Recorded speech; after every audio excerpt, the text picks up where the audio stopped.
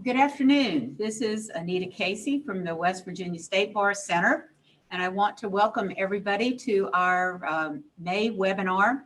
This webinar is entitled The Pathway to Lawyer Well-Being, and it's very appropriate this week that it is for Wellness Week. Before I do anything else, I want to thank Robert Alberry and Amber Hanna, who are our attorneys with the West Virginia Judges and Lawyer Assistance Program. They planned and coordinated everything that is happening today, and I have had the opportunity to speak with several of the speakers over the last few hours and yesterday afternoon. I think you're really going to enjoy this program. Since this is a topic under attorney wellness, you get 3 of those special credits. Those credits are in ethics, law office management, attorney wellness, and elimination of bias. So people refer to it as ethics, but it's the same, the attorney wellness is the same quality, we shall say, as ethics. So you, at the end of this program, will have your 3 special hours in. During the course of the programming, the speakers have asked me to take questions for them. So if you have any questions, please send them to me in question format. So when I read it, I will read exactly what you send me. Send that to my email address, which is as follows: CASEYA@wvbar.org. That's CASEY@westvirginiabar.org. At the end of the 3-hour presentation, we'll finish up just shortly before 4 o'clock, either this afternoon or possibly not until tomorrow morning. Each of you who is participating will receive an email from Mike Mellis, who is our IT director. That email will say that you have 3 hours of credit in this special area of attorney wellness. If for some reason you have to step away and you're not able to participate in all 3 hours, then we ask you to reduce the 3 hours that Mike sends you to whatever the appropriate time is. At that point in time, whether it's 2.5 or whether it's the 3 full hours, you need to accept or confirm the email. This will not go on your transcript until you accept or confirm. So please be sure you remember to do that. If you have not received an email by Monday, I'm going to say Monday at noon, please look in your junk mail or in your spam folder. If you do not have it in your junk mail or your spam folder, then you can email the bar, either Amber or Mike or me, and say, I've looked for it, I can't find it, please check and send it to me. So please don't call us until you check your email folder, or your spam folder, because frequently they will go in there. I'm going to stop talking now, and I'm not actually going to introduce her. I'm going to let her introduce herself, but I'm going to identify our first speaker. It's Robin Moraitis. She is the Executive Director of the North Carolina Lawyer Assistance Program, and she is going to be speaking to us on the psychology of transitions. Robin, it's all yours. Thank you. Thank you. Can you hear me okay? Yes, we can. Great. I'm glad to be here with you, everybody, today. I would love to be there in person, but the neat thing about Zoom is we probably have 3 times the audience we would have if we were meeting in person. This CLE was prepared when North Carolina began its Transitioning Lawyers Commission, trying to assist lawyers looking at retirement. I've been the lab director for about 10 years now, and I have kind of a subspecialty hobby with organizational psychology. So this is one of my favorite presentations to give. Let's get going. We all know the cliche, the only thing constant in life is change. But let's talk about this in depth. We have some self-preservation instincts that are always at play. The instinct of denial or ignore versus the instinct of adapt and change to move to adjust to a situation. It's a balancing act of energy in our psyches and in our emotional state, and we actually use a lot of energy for both. And sometimes we will pick the path of least resistance So for example, just as a practical matter, when I was a young attorney, I didn't understand what issues could be ignored, not issues because that makes it sound like legal issues, but circumstances would arise. Maybe I get, an annoyed email from opposing counsel, or I didn't yet have the barometer and the sensitivity to understand what can I ignore. I don't need to put any energy into it, because there is a sort of an axiom about that which we focus on grows. And some problems are best dealt with by just ignoring them and they will go away. Then there are other problems that are best dealt with, like address this immediately, nip it in the bud before it gets to be too big. So you can see this kind of interplay between the denial and the adaptation energies in the context of a law practice. Well, this process is active in our psyche as well. But what will happen is we tend to err on one side or the other. We're not, most people strike a good balance somewhere on this continuum in the middle, but we tend to err on one side or the other. And if we err on one side or the other too much, we start to expend more energy sticking with our status quo, whether it's denial or adapt. We start to expend too much energy in that state of mind. So for example, if we tend to be on the denial, ignore it phase, at some point, it's going to start taking more energy to deny a problem and to ignore it than to go ahead and deal with it. Same with on the adaptation. If we spend all of our energy constantly adapting, that starts to become very draining when we don't need to be using all that energy. Some things we can just ignore. So there's a balancing act on this continuum. And there's a common belief that we resist change. I'm going to read an excerpt now from a book called The Way of Transition by William Bridges. This book is listed on a resource slide later in the program, so you don't need to write down his name or the book title if it interests you after I read. But he was an organizational psychologist that focused on transition and organizational related change. And here's an excerpt of what he has to say.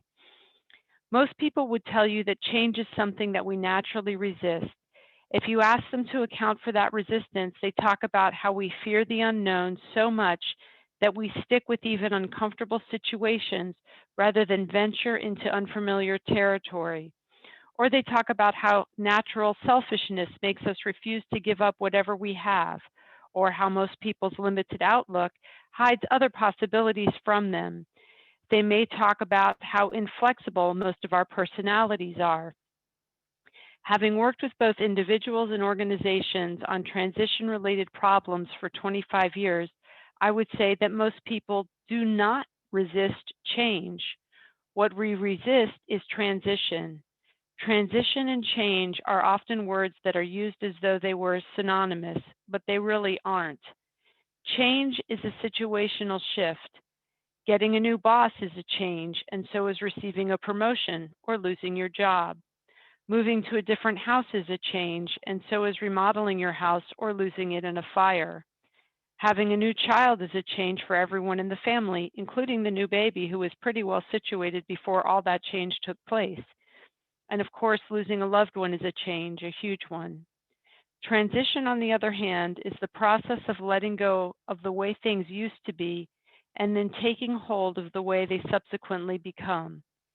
In between the letting go and the taking hold again, there is a chaotic but potentially creative neutral zone when things aren't the old way but aren't really the new way either. This three-phase process, ending, neutral zone, beginning again, is transition. We resist transition not because we can't accept the change, but because we can't accept letting go of that piece of ourselves that we have to give up when and because the situation has changed. So I'm going to skip to this and read it again. We have to let go of that piece of ourselves that we have to give up when and because the situation has changed. So this is actually what we're resisting because it is so deeply significant and personal. And I think many of us can look back at times in our lives and think, and some change that we needed to make, and then we finally made it, maybe getting a divorce or something like that. And we think, why didn't I do this years ago? I knew I should have done something. Why didn't I do it years ago? This is what we're going to be focusing on today. So let's talk about the psychological stages of change. There are a lot of different models out there on the psychological stages of change. I have picked one that is very universally accepted. It's often used in the substance use disorder arena, but it applies to all kinds of circumstances. And we're going to talk about each of these phases in a little bit more detail. I'm not going to read the slide to you. You guys can look at that. So let's talk first about pre-contemplation. This literally is what it means. We have yet to even contemplate the change. And this is when we're not ready. There's avoidance. It's almost, to say that it's denial, denial is almost sort of knowing the truth and not wanting to accept the truth. This is even before we're even into denial. It's not on our radar. And so this comes up a lot in the substance abuse arena. Like in North Carolina, we have a huge amount of people who self-refer to our program, but a lot of those self-referrals are people struggling with depression or anxiety or something like that. Whereas if someone has a substance use disorder, everybody else knows they have a problem, but they don't really realize they have a problem yet. And it's not really even on their radar. And we're not talking about circumstantially here, we're talking about psychologically. And so if approached about a possible change, they will underestimate the pros and overestimate the cons with little to no actual information about the situation. And where we do a lot of our interventional things at our program in North Carolina, people are in the pre-contemplation stage. A lot of interventions are really about breaking through that pre-contemplation stage and moving to the second stage, which is contemplation. So this is where a person is getting ready or overcoming ambivalence. We see this a lot in, we help people who are getting ready for retirement. That was how this program was developed with our Transitioning Lawyers Commission. We do a lot of CLE on retirement planning, getting ready to retire. I've got some good stories about that I'll relay to you. But this is when it's on your radar screen psychologically. You're not ready to take the action, but you're starting to gather information. And there's the possibility, oh, this might not be as bad as I suspect. But there can be a lot of ambivalence here that can lead to long delays of months or years before actually taking action. This is not a very linear process. It's not lockstep. Many of us as lawyers, we like to think in very logical, process-oriented ways that we just move from one stage to the next, to the next, to the next. But we are very complicated as human beings, very complex, and there's a lot of things driving our behavior that we're not even really aware of that can slow the process down. So in stage 3, we're in the preparation stage. This is when we're ready to make a change. We begin with small steps. Support from friends, family, and colleagues is key. The biggest concerns are usually, will there be the payoff that's expected? Will this work out as I had hoped? In the context of retirement, this can be, we're talking with our financial planner, we're figuring out, all that money that we've put away in the IRAs and the 401ks and all that stuff. How do we start accessing that? What's involved in the process, et cetera, in the context of retirement? Usually in the context of substance use disorder, this is where a person is willing to go to therapy, they're willing to go to treatment, they're willing to talk to some of our volunteers and get started in the process. Stage 4 is the action stage. This is where we're all in. We've made the change, the new behavior is underway, and it can be an extremely motivating time. This is a new chapter, and a lot of times, once we take the action, this is where sometimes we have some regret or remorse about how long it took us to get to this place, especially if the pros are far more than the cons. There's a lot of unanticipated benefit where that we weren't expecting because we just couldn't see it from our vantage point before we made the change. And now that we've made the change, we're like, oh, I wish I would have done this 5 years ago or 10 years ago. This is where we can see some regret. But this is the stage where we're all in, we're action oriented, and we're ready to go. And then there's the maintenance stage where the new way of life is established and the old ways can seem distant. And as I mentioned, we question, why did it take me so long to do this?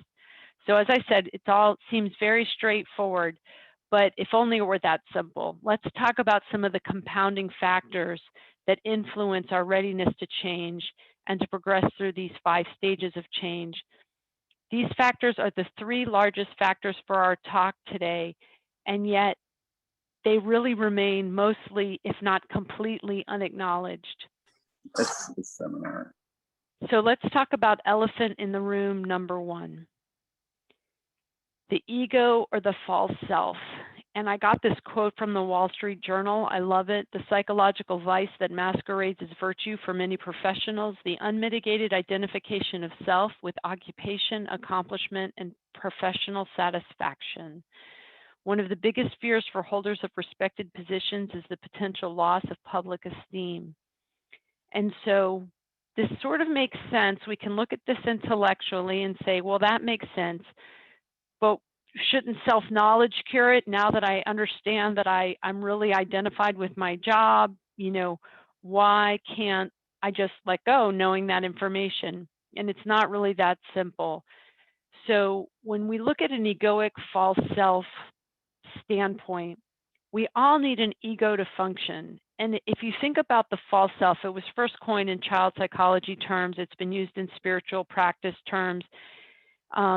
I use ego and false self kind of interchangeably because I'm sort of talking about toxic ego. So we all have an ego structure that needs to function in the world. You cannot, anyone that says they've reached some egoless state, they're using their ego to say that, it's hilarious, but to function in the world, you need an ego. And to function in our profession, you really need an ego. And if you think about it in terms of when we're growing up, when we're little children, little babies, you know, we don't want, you know, if you've got kids, you know, they don't want to be potty trained. They don't want to share their toys. They don't want to learn to eat with utensils. We adapt to cultural expectations because as a species, in order to survive, it's more important to us to get the affirmation from our societal structure than to continue to eat with our hands, just as an example. So there's nothing wrong with an ego and an egoic structure. We all need it to function, as I've said. But what happens in the legal profession is first through law school, and I have a whole CLE on just this topic. First through law school, it's a highly conditioning process where we are taught to overly identify with our egoic structure. And the legal profession starts adding layers of reinforcement to this belief in our ego structure rather than being connected to something deeper and more internal within. And let's talk about some of that. So the first one is zealous advocacy. This is hailed in law school as the high ideal of, you know, for every lawyer, what we're striving for. But nobody tells you in law school that you will, not maybe, you will be representing people, institutions, or causes at some point in your career that you might not agree with. Morally, philosophically, you might even despise the person or organization or cause that you're representing, yet it doesn't tell you how to hold that tension. And so what lawyers do is, if you imagine whenever I'm giving this presentation live, I kind of draw the finger across the neck. We separate the head from the heart. And so we just pocket how we feel about something personally so that we can go in and be the zealous advocate and effectively do our jobs. And there's nothing wrong with that as long as we realize that's what we're doing. We can't go into court weeping over what we thought our client did. We can't go to the negotiation table and sit there in a mediation or a negotiation, a merger and acquisition or settlement conference and say, I know my client is overreaching. We can't do it. So we have to pocket the way that we feel and go be a zealous advocate. What happens though is if we cannot acknowledge the way that we feel to ourselves in a safe, quiet, confidential place, it takes enormous energy to stuff that down and to ignore it. This is that denial versus adaptation continuum bar from the beginning part of the program. It takes a huge amount of energy to press that down. And I would say that a huge number of lawyers who come to our program for depression problems, it is literally because they have been using all of their psychic emotional energy to deny how they're really feeling about their practice area, about a situation, whatever it is. We have this innate ability as lawyers to buckle down with grim determination for decades. And that does not bode well for our mental health. And so, and what's the number one complaint with depression? Lack of energy. All that energy is being used to sort of suppress how we feel. So I bring up zealous advocacy because I think it's one of the most important factors that the legal profession does that reinforces this false self to us, that kind of keeps us from getting in touch with more what's happening on the inside. Always the helper. It doesn't take a lot of personal vulnerability to be the advisor, right? And so when we're always in the role of helper, we can lose touch with that part of ourselves that needs to ask for help and that needs to be in touch with its own vulnerability. And when we're always sort of solving people's problems, it can start to look like overfunctioning and codependency. We start solving people's problems who didn't ask us to solve their problems, right? They're like, leave me alone. You're like, no, you really need to not be doing that. And they're like, I didn't ask you. I don't care what you have to say, especially if they're like our young adult children. Confidentiality, we can't really even talk about this stuff that I'm talking about here and now, like the zealous advocacy. We can't really talk about what we're doing in our law practice. Nobody cares to hear it anyway, right? Everyone starts yawning. They don't want to hear about it. But we need to find a safe place to talk about this stuff, because otherwise we start to really kind of just believe the mask if we're not really finding safe places to talk about what's happening. The workload alone is extremely isolating. One of our volunteers was on the bench for 30 years.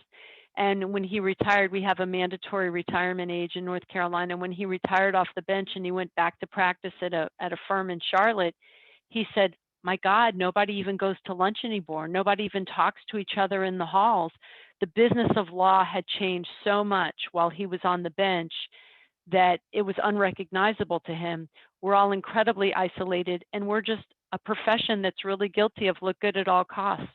You know, when lawyers are struggling with anything, you know, and that we hold up the lawyer mask so well, it's the final domino to fall. It's the final facade to crack. And we might be, you know, in personal bankruptcy and in the middle of a divorce, but we're still showing up to court and looking good in court. We're also very guilty of tomorrow never comes. We prioritize our goals and our image a lot of times over what our personal interests are, hobbies and interests that do not serve a professional or reputational purpose. The first thing that new admittees do is they abandon all the things that they were doing before law school that were happy, healthy, and fun for them. And for our new admittees, I always stress the first thing to go is hobbies, and it should be the last thing to go. Those are the things that are going to give you resilience over the marathon of your career. And then success. If you have unmitigated success after unmitigated success, you start to really believe that you're large and in charge. And there's something to be said for failing once in a while. It's not fun, and our profession does not value it, certainly. But failing once in a while, losing a case every now and then, it adds to our level of humility and humanity, and it connects us to something deeper inside. And I tell this example, and many people know it. There was a lawyer in North Carolina at a large firm. He was a named partner, and he was known for literally never losing a case, ever. He never lost a case. one day he lost a case for one of the big banks in town, and the next day he committed suicide. Now, I did not know him, and so I say this from, a 20,000-foot view and armchair quarterbacking, but if you really believe you're large and in charge and you have bought completely into that egoic false self-image, then what happens when you lose a case? That image is shattered and there is something there, but you're not in touch with it bigger, grounding you, holding you. And when I use this example, I have a friend, she said, but sometimes you just get bad facts, right? It has no bearing. The bad facts have no bearing on your worth as a lawyer or your ability as a lawyer. Sometimes you just get really bad facts and you do the best you can with them. But it's ironic that success often can be the greatest reinforcement of this false self. So I give you all of these examples to simply say the legal profession is quite a setup for us to have a harder time with transition than other professions. Let's talk about elephant in the room number 2, anxiety. Venturing into the unknown always equates to some level of uncertainty. We always have this instinctual drive to stay safe, those self-preservation instincts I was talking about. And so whenever we're moving into the unknown, we're moving past those boundaries. And by definition, it's going to create some anxiety for us. We're all on this continuum somewhere. The anxiety might be insignificant or debilitating, depending on where we are, but it is there. And just to take a little quick inventory of where you are on that continuum. Is anxiety a bigger problem for you or not so much? Maybe you're kind of easy to adapt. You're an easily adaptable person. So what do these behaviors look like? Let's take a look at just number 1. This is just good lawyering, right? Bullet point number 1, overthinking every potential outcome. What's funny is in that ABA study that was done on lawyer well-being in 2016, 65% of lawyers reported having really kind of chronic anxiety at some point in their career. And Kathy Killian, our clinical director in North Carolina, she always laughs and she just says the other 35% were lying. Because from a clinical standpoint, she's not a lawyer, she's a clinician, and she said the way that we are trained as lawyers to think literally matches up with the DSM criteria for anxiety. And so anyway, other behaviors, it's a difficulty in trusting the unfolding process. We believe it's all up to us to create a result. We're quite sure the other shoe will drop, catastrophizing, always anticipating a worst case scenario. They also did a study. Optimism outperformed pessimism across all professions except for lawyering. Lawyering was the only profession that they studied where pessimism outperformed optimism. And so these all look like good lawyering skills, lots of self-doubt, lots of second guessing, lots of what did I forget? When is the other shoe going to drop? But what happens is that for us in a personal transition, we forget to look back and see that things have worked out in the past. Things have generally worked out. They've been okay for us. So common examples that we see all the time at LAP is staying in an unsatisfying job, whether it's a practice area or a practice setting. A huge number of lawyers can actually be happy practicing law. There's this sort of, law is one of the few industries where there's an entire cottage industry of people helping people to get out of the profession. But I'm a big fan of what I call bushwhacking your way into a practice that works for you. There's a lot of ways people can be happy and satisfied using their law degree, but maybe it isn't in family law, or maybe it isn't in criminal law. There's a lot of opportunities for people when this is another way that transition can come up, is that they're afraid to leave their practice setting or practice area because they might have familial expectations, whether a spouse, about what that's supposed to look like. And they get overly identified with that image that their family member expects of them. A lot of these things can be overcome with support. Fear of financial insecurity is different than actually being financially insecure. And so when I was leaving my big firm in Charlotte, the minute you announce you're leaving the big firm, suddenly everybody comes to your office and closes the door and tells you how miserable they are. I don't know why. I was destined to be a lab director. And I remember one lawyer came to me and told me how miserable she was. And this is before the tanking of the 2008, 2009 recession. It was before that time. And the mortgage industry was going crazy, and her husband was a mortgage broker. And I happened to know the neighborhood in which she lived, and I happened to know about how much those houses were going for. And she was making a pittance compared to her husband. And she was telling me she was so miserable. And I said, well, why don't you leave? And she said, I can't. The financial security. And that's where fear of financial insecurity is different than actual financial insecurity. And it's possible they were over leveraged, but I don't think so. So this can also look like missed opportunities that are not work related, being afraid to take some personal risk. So these are the common things that happen when anxiety is at play as a driving force in our lives. And a lot of us have that as a basic personality kind of construct. Elephant in the room number 2 is grief. Let's talk about grief for a minute. We all know these stages of grief, and I'm not going to belabor them here. Grief is just like anxiety, that no matter how big or how small the change is, whether we label it good or bad, it's going to be accompanied by some form of grief. It might be insignificant or it might be debilitating, but it's there. And I tend to not register as high on the anxiety continuum. I tend to register pretty high on the grief continuum.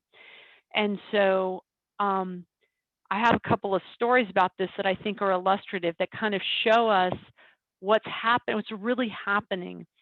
So my best friend of 30-something years, it's not a big secret that I'm in long-term recovery. We met when we were both 18 in long-term recovery. We got sober very young, and we are friends forever. Anyway, she was engaged to be married, and she and her husband were moving in together, or now husband, at the time boyfriend, fiance, whatever. They were going to be moving in together, and they were trying to decide which vacuum cleaner to keep. And I guess they decided he had the better vacuum cleaner, and so they were going to get rid of her vacuum cleaner. And she got hysterical crying, and she ran in the bedroom and slammed the door and started sobbing in the bed. Now, you can't be in long-term recovery and not have to analyze like what's going on here. And she was like, what is going on with me? This is a vacuum cleaner. And what she realized is that the vacuum cleaner was the very first appliance that she bought when she was going off to college as a young, independent young woman going to Boston University. And that getting rid of that vacuum cleaner, it was a metaphor for the whole process of getting married and losing her independent self. And I mean, it's just a beautiful metaphor and so symbolic of the transition that she was facing getting married. So I love that story because I just think it's very poignant. When I was in law school, my father died. And when I graduated law school, we were trying to sell our house in Durham and move to Charlotte. And I was irrationally attached to my house. I did not want to sell the house. And I thought, why can't I let myself sell this house? And I realized it was my last literal tie to my father, that my dad, if everyone could please mute themselves, that would be great. Please make sure you're on mute. Why couldn't I sell this house? Because the last time my dad visited me was for Christmas that year, and he died unexpectedly 2 months later. And it was my last remaining connection to an experience that I had with him. Even when I was switching practices and I was leaving in-house and moving to a private practice setting, a lot of my clients, my internal clients, were business units, and a lot of them were very, very good at math and not very good at language skills, which was very irritating to me. Some of them would come by and say, they want to change the confidentiality section to say this. And I'd say, that's fine. They'd say, which one is the confidentiality section? I said, the one that says confidentiality. So there were just things like that that were going on. And yet when I was leaving in-house, I really felt a great deal of sadness around these connections I was going to lose. And then one other story I'll relay is the veterinarian's observation. When my grandmother was in the process of transitioning, passing away, my family was in complete chaos. I mean, really chaos, like a lot of bad behavior going on. And I went to an Al-Anon meeting and I talked about what was happening. And there was a woman at the meeting who was a veterinarian, and she said, you know, every week in our practice, we put a dog down. And if there can be 5 people in the room who were all from the same family and raised with that dog, and the moment that that dog is put down, one person cries out in grief and anguish, another person punches the wall, another person stares blankly ahead in silence, another person just gets up and walks out of the room, and yet another person stands up and starts getting very administratively organized, like, what do we need to do to get it cremated, and how will we pay the bill, and blah, blah, blah. And she said, you know, grief is chaos. And so there's all of this stuff happening for us in the background of all of this. So I just like those stories. Let me see my slide here okay. So I'm going to read an excerpt. I'm going to wrap up about grief. I'm going to read an excerpt from Joan Didion's book, which is called The Year of Magical Thinking. It's a memoir that she wrote after her husband passed away unexpectedly at dinner one night. And she says, she quotes a huge section from Emily Post's passage of her 1922 book of etiquette. She quotes from the chapter called Funerals. And she observes, this tone, one of unfailing specificity, never flags. The emphasis remains on the practical. There was something arresting about this matter-of-fact wisdom that she conveyed in the chapter. Mrs. Post wrote in a world in which mourning was still recognized, allowed, not hidden from view.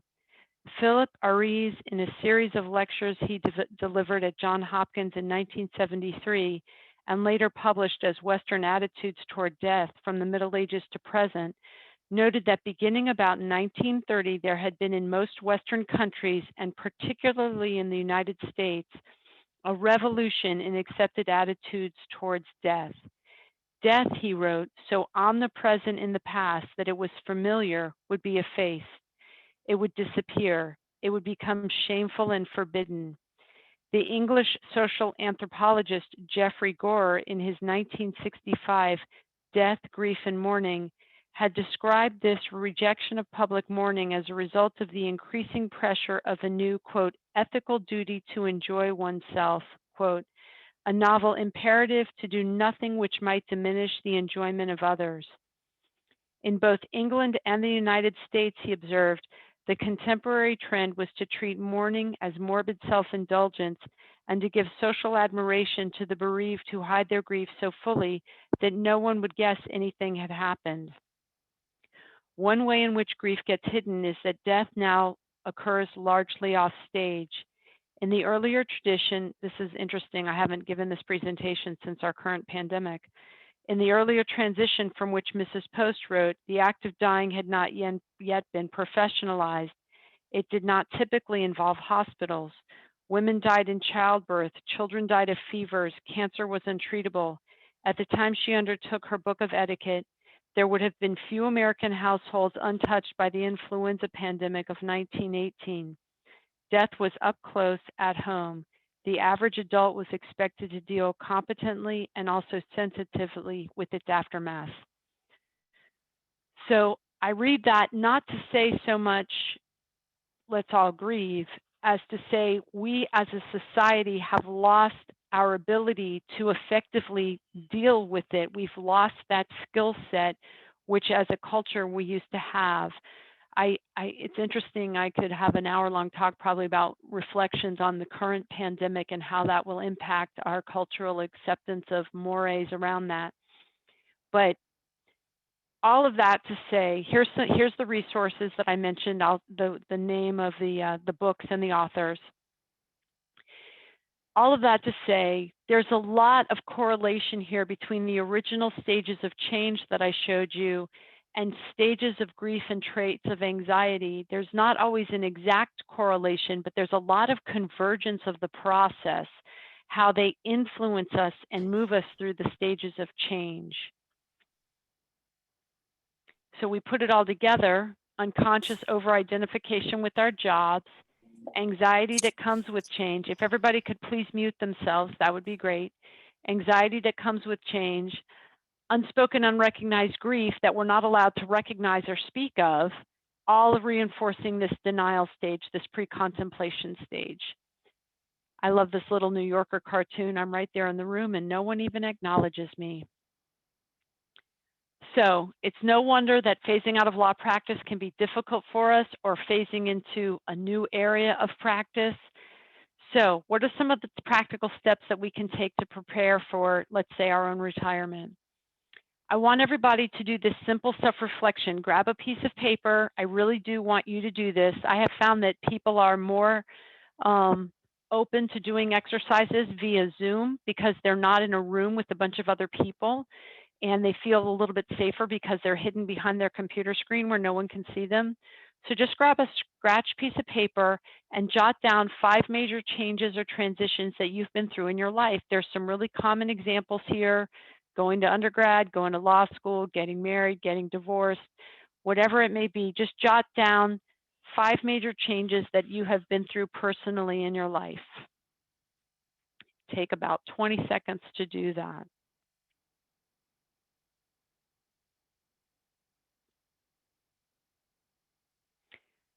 Take a look. Where did you spend the most time? Just knee-jerk, take a look at this. Are you an anxiety person? Are you a grief person? Did you spend way too much time in pre-contemplation? Or did you try to control the process or the participants?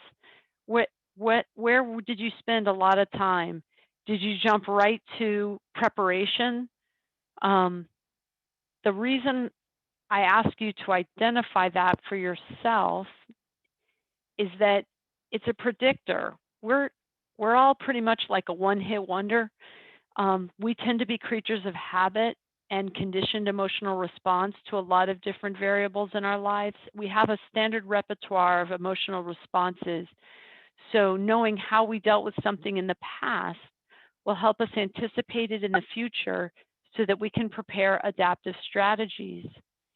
And look at big picture trends that stand out. If I were to ask you to assess yourself very quickly, where are you totally identified with your job, or not identified at all with your job, or somewhere in between? Are there aspects of your job that you're really identified with? Does someone else do all the writing, you know, in your law firm, but you're the one that goes to court? You're the sort of face and public persona, you know. Lots of interesting scenarios can come up with this, that it doesn't have to be just one whole package. There might be aspects of your job that you're really identified with. Where are you on the anxiety continuum? Where are you typically, and when you're facing major changes, where do you fall in that continuum? Same with the grief continuum. So the idea here is to just quickly assess yourself so that you'll know, information is power, and it'll help you to prepare for whatever transitions you're looking at. I love when I give these talks and everything I'm speaking about applies to me, that I have to learn. So I've already said all of that. Oh, I want to use this story. One of the people who was the former, one of the forming members of the Transitioning Lawyers Commission, her father was a very well-respected, very powerful and influential attorney in a large firm with a corner office, glass, windows, floor-to-ceiling windows. and nobody gave him this presentation. He seemed to intuitively grasp what he needed to do. And over the course of a year or so, he started quietly taking little knickknacks and plaques of appreciation and recognition and awards. He slowly started taking those home. He would just take one home on a Friday, and maybe 2 weeks later, he might take 2 things home. Over the course of a year, he did this, and he started whittling down his office. And then he moved from his corner office into one of the hallway offices, but that had a window, something that a first-year associate might get.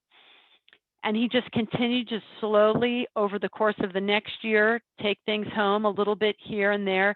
He slowly started delegating more and more work to senior associates, and that he was supervising and making these client relationships, with the mentor, with the lawyers that he was mentoring, until he then moved into an internal office that had no windows, something that maybe a senior legal secretary or paralegal might have.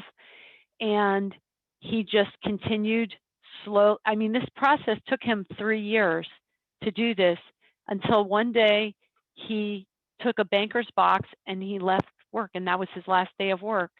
And that is just, I think it's such a poignant example of someone who recognized he could not do this in one weekend. He couldn't just go in and clear out his office, that it would have been too traumatic for him, and that he needed to do it slowly, very slowly, almost imperceptibly over time, to disidentify with his job. We also have another strategy that people use, and I love it with our volunteers. Our volunteers, when they retire, become more active with our program rather than less active. They serve on boards. We have a standalone 501c3 foundation associated with our program. Our 2 most recent foundation presidents were recently retired, and it's just great. You can pick projects of passion, and it still gives you those ego perks. That Wall Street Journal quote that I used, it still gives you those ego perks that you can use. So dealing with the emotional and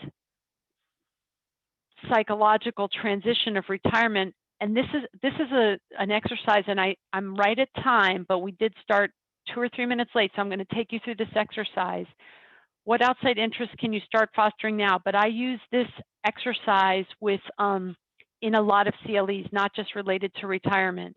Grab that pen or that pencil, and I want you to draw a big circle on a piece of paper, like the size of a dinner plate.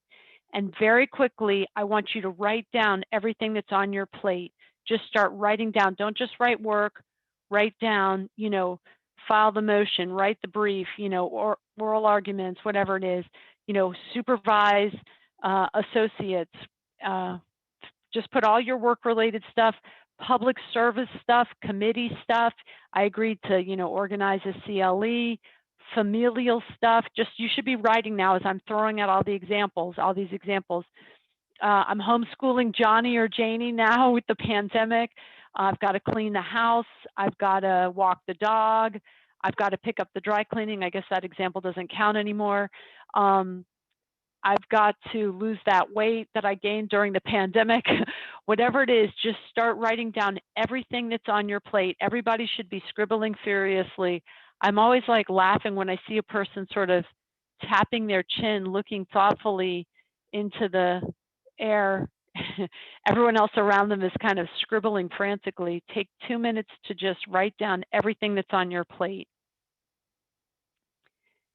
And if you've been sitting there debating whether or not to do this exercise, please, please do it. It's spot check inventory. It's so helpful. It'll tell you so much about yourself, and it'll only take a couple of minutes.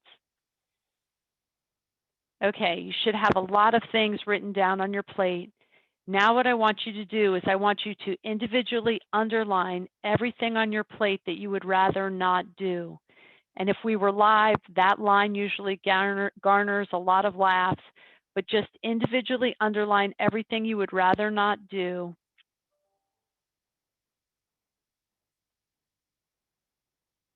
You can't just do one underline under the whole plate. Okay. Now what I want you to do is I want you to go through and I want you to individually circle every item on your plate that if you thought about it and got creative and putting out of your mind whether you want to do it or not, it may be something you love doing. I want you to individually circle everything that if you thought about it and got creative, there's a way that you could not be the one to do it. You could delegate the task to someone. You could pay someone to come in and clean your house. You could quit a committee. No value judgment about whether you should pay someone to clean your house or quit a committee. None of that. Just if you thought about it, you could find a way to not do that particular thing, whether it's underlined or not. Go ahead and circle those things.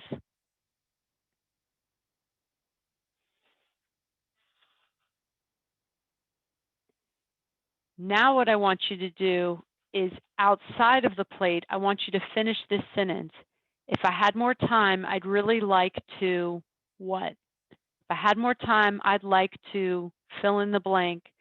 More than one thing, as many things as you can think of. If I had more time, I really would like to do what?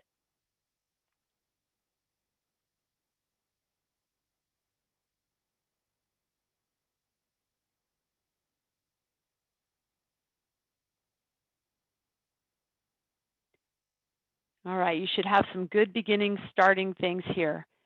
My challenge to you is if you have something underlined and circled in your plate, you don't like it, you don't want to do it, and you don't have to do it.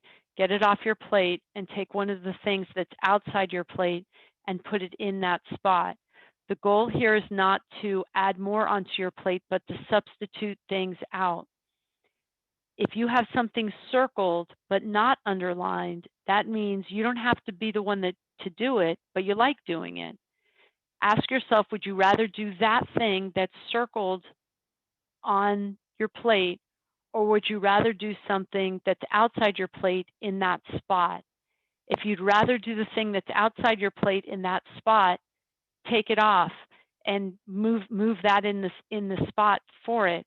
When I did this exercise, I had so many things that I was doing for just what I'll just call pure reputational value that I didn't really want to be doing and I didn't have to be doing. And I got a lot happier when I did this exercise in like 2010 and I started making some changes based on it. So that's my challenge to you. It's too bad I won't be there. I always love to hear lawyers' reports years later when they tell me what the changes they made based on this exercise alone. So we don't want this to be us. Let us tell you about our retirement plan with our boots on. That's not the goal. This is the goal. When we retire, I want to watch travel videos. Whatever you want to do, it's up to you. I thank you for your time, and that concludes my presentation. Robin, this is Anita. I do have a question for you. Yep. How do you all intervene or assist in helping lawyers and judges to accept the need to step down or retire, especially where cognitive decline is evident? Well, that's why the Transitioning Lawyers Commission was created. We have no independent, there's the carrot and the stick, and the Transitioning Lawyers Commission was created to assist lawyers and judges in recognizing this fact, and we offer them some neuropsychological testing. We do warm blanket interventions where we send out a couple of respected and well-liked bar members or colleagues. It's all very calculated about who we send in to have the discussion.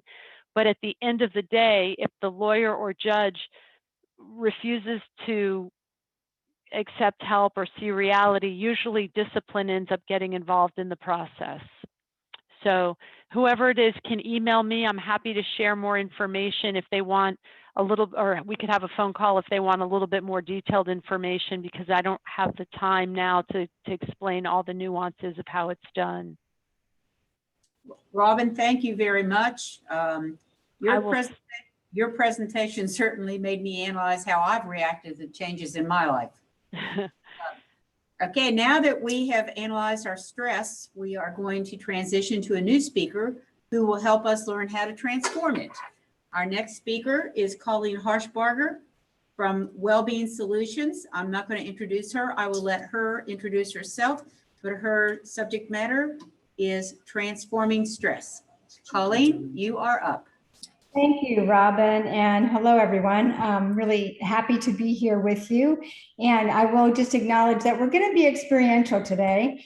And when I do this in person on retreats or workshops, I always let people know everything experientially is always challenged by choice. So go with the flow and participate as you choose to, which I hope is a lot. So a little bit about me. I'm Colleen Harshbarger with Wellbeing Solutions, and I help, I'm jumping ahead. I help stressed people find peace and joy so that they can love their life.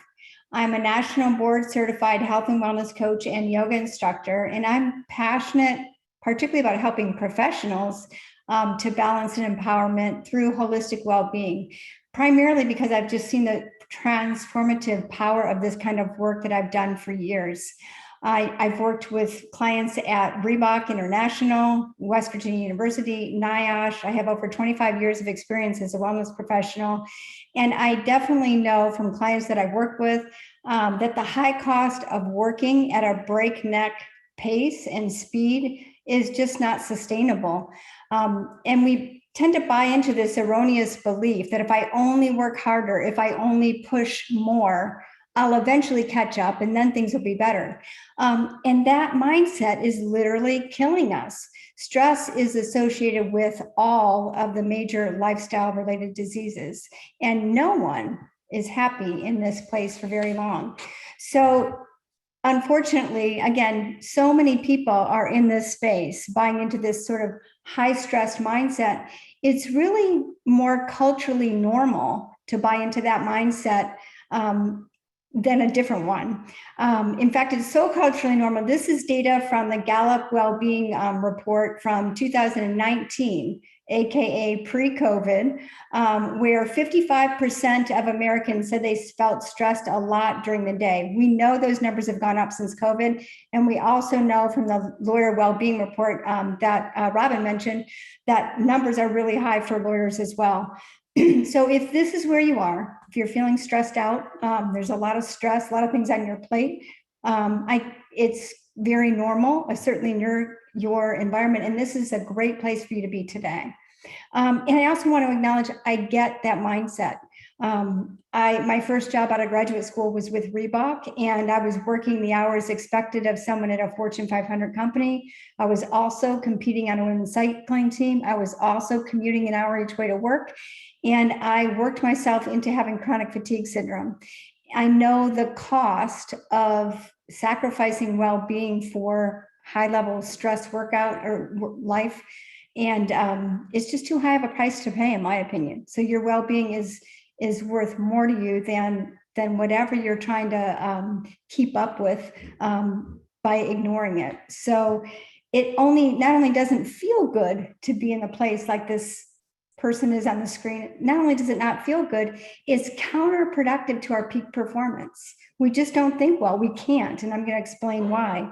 It's also harder to make better choices for ourselves when we're living this mindset and this way of being day in and day out. So in this workshop, we're going to understand a little bit about what is stress and what is whole person well-being. We'll explore the mind-body connection. I really love helping people understand that. And then we'll learn techniques to release stored stress and create a personal action plan to reduce stress. So you should have a handout. I hope you have a handout. Instead of the slides as a handout, it's a handout to help you create that personal action plan. So I'll be referring to that handout as we go. So, oops, did I skip a slide? This is a model for whole person well-being that I love to teach around. And the way that I like to explain it is if you look at each piece of those pieces of the pie here as a life dimension. Each of those life dimensions has what I call superhuman powers embedded within it. So if we can learn how to use our superhuman powers to enhance our own well-being, to make choices in each dimension in any moment, to either elevate our well-being or make it tank. Learning those techniques is like taking control of our own human operating system. So if you envision yourself right there in the middle of your operating system and say, wow, look at the array of choices that I can make within myself. They're all about my own self-regulation to enhance my own well-being in any moment. This model is so profound for self-management. It's considered by the Stanford Research Institute as a foundational wellness tool. And it's one that I train international health and wellness coaches in how to use. So lots of great information here. I'm only going to touch on the superhuman powers in this model related to breathing, moving, and thinking today, and just lightly introduce them. But trust me, there's lots of depth here. And I think what I'll leave you with today will give you enough to get started. So let's talk about what is stress. It's basically a physiological process. And the intent of that physiological process is really to help us survive. So it starts with this tiny part of your brain called the amygdala that you see here highlighted in red. And when we perceive a threat, key word there, perceive a threat, the amygdala goes off. It's like a fire alarm in the brain that says survive. It's the first responder to any brain activity. So a threat is perceived, the alarm signals go off, and our body responds. It responds by fight, flight, or freeze. So again, that survival mechanism was so important in the early beginning of humanity. It's what helped save us from saber-toothed tigers and so forth.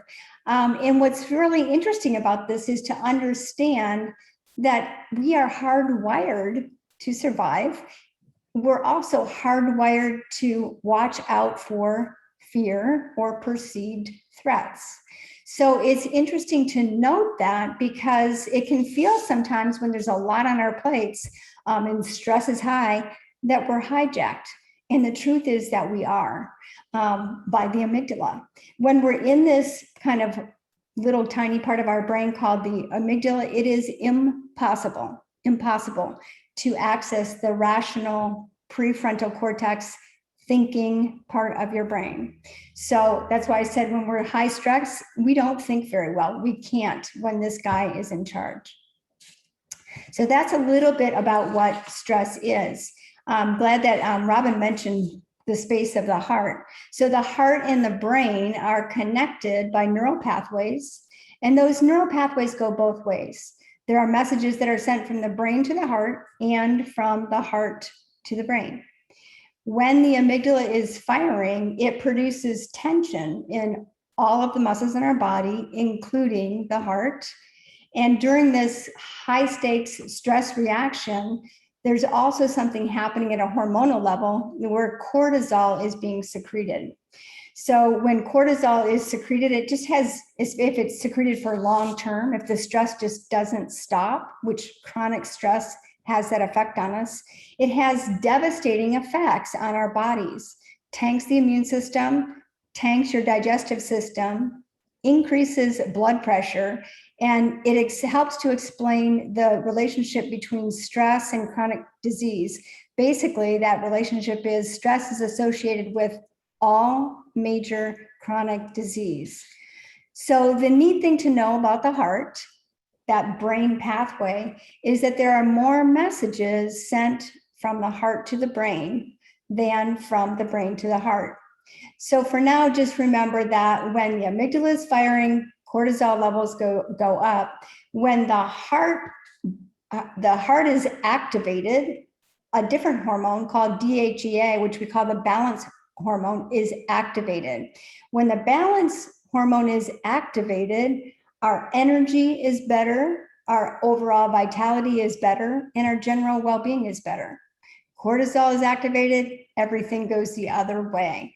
Good news is we can control it all. So that's where we're going to kind of dive into today, is how do we self-regulate and take advantage really of this strong heart-brain connection and the superhuman powers that we have in breathing, moving, and thinking.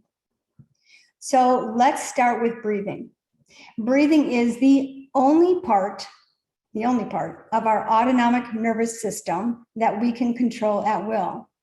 So when that amygdala is flaring off, the only physiological way to override it is through our breath. Super powerful. Breathing is also one of the primary ways that we take in energy.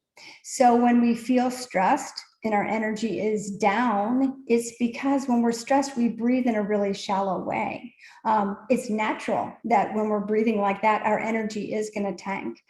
So the problem is most people are not aware of breathing as a tool that they can use. In fact, that wheel that I showed you, there's an assessment piece to it. And internationally, hands down, the lowest score in terms of awareness on how people are using their superhuman powers always is breathing. The breathing is so powerful that Andrew Weil, who is an integrative practitioner, renowned integrative practitioner, MD, who's been in the field for over 30 years, he was presenting to a congressional panel on health, and someone asked him, if you could give us just one tip to improve our health, what would it be? And his response was, if I could give you just one piece of advice, it would be to teach you how to breathe correctly. Wow. So we're going to start there. So I'm going to teach you 3 techniques on how to improve breathing, or how to use breathing, how to use that superhuman power. So this is where we get into the experiential challenge by choice bit of the presentation. So for this one, I'm going to use a timer, and I'm going to ask you to just listen to my instructions. So go ahead and close your eyes. Notice your back teeth. If they're together, take them apart. That's a way to shunt breath. So back teeth apart, throat and jaw soft. And just bring your awareness to the natural rhythm of your breath as you inhale and as you exhale. And simply notice your breath as you breathe in and as you breathe out. When your mind wanders, and it will, just say breath and bring your awareness back to your breath.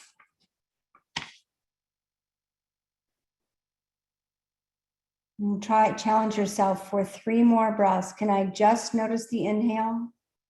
And can I just notice the exhale?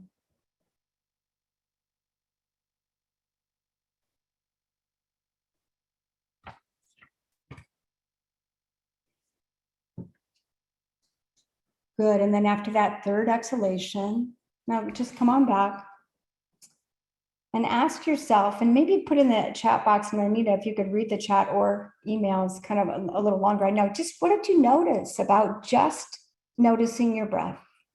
Just shifting your awareness. It was for 1 minute, noticing your breath. And Anita, if you see things come up in the chat while I'm talking, feel free to chime in. I will. Thank you, Colleen. Nothing at the moment. So breath awareness is number 1 tip. 2nd tip, he said, teaching people how to breathe correctly. We have tools within us that hold our breath. Obviously our lungs, but also the diaphragm. Diaphragm is this big muscle between your ribs and your hip bones. So I'm going to ask you for this next exercise to take your hands like this and take the little finger side of your hand and place it above your hip bones with your fingertips pointed towards your navel, but not touching. So plenty of space for your hands to be apart. And I'm going to ask you again to just sit with your spine tall, your shoulders soft, and bring your awareness again to your breath. Again, just noticing your breath. If it's comfortable for you to inhale and exhale through your nose, do so. If you need to use your mouth, that's fine. But really notice your belly space between your hands. So as you inhale your breath, just feel your hands not only move forward, but also sideways. See if you can notice that feeling without forcing your breath in that area. Just bring your awareness to your belly, your hands, feel your breath. You might even visualize a balloon with the large part of an oval balloon in that space between your hip bones, between your hands. And as you inhale, feel that space swelling and feel the fullness of the diaphragm all the way up under your rib cage, just the whole diaphragm inflate as you inhale. And as you exhale, feel your hands move towards your spine. So the breath is like a bellows now in that low belly space, expanding as you inhale, receding as you exhale. And try 3 more of these, just they're called belly breaths.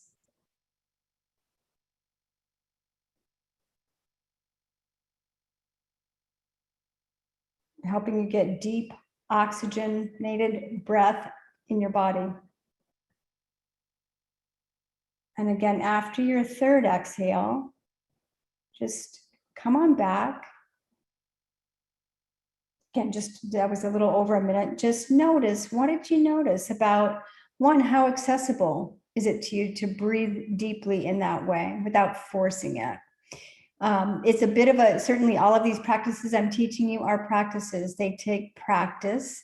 If it was hard for you to access sitting, you can try it later, just lying on the floor with your knees bent, makes it a little more accessible. So that's belly breath. Again, curious about what you notice. So as you have observations, and put them in the chat, Anita will read them to me.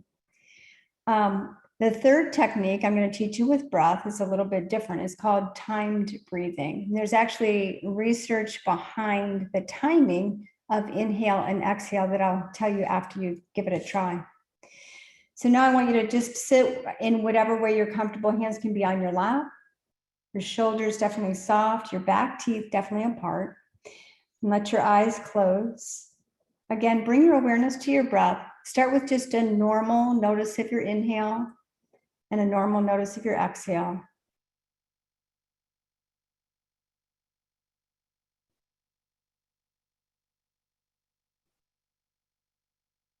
And then your next inhale, just count the length of your inhale, pause briefly, and then count the length of your exhale.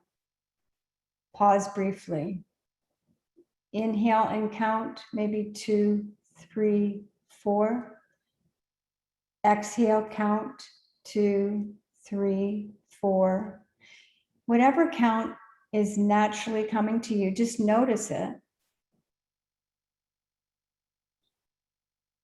And then whichever one is shorter, your inhale, your exhale, make it longer in length to even out the other phase so that you're inhaling and exhaling to the same count with a brief pause in between each.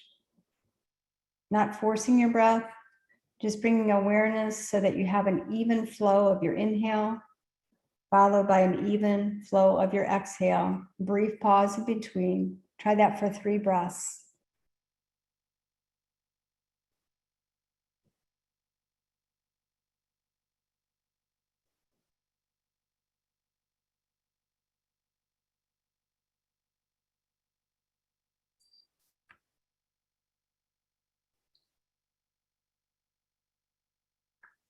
And then go ahead and come back after your 3rd exhale.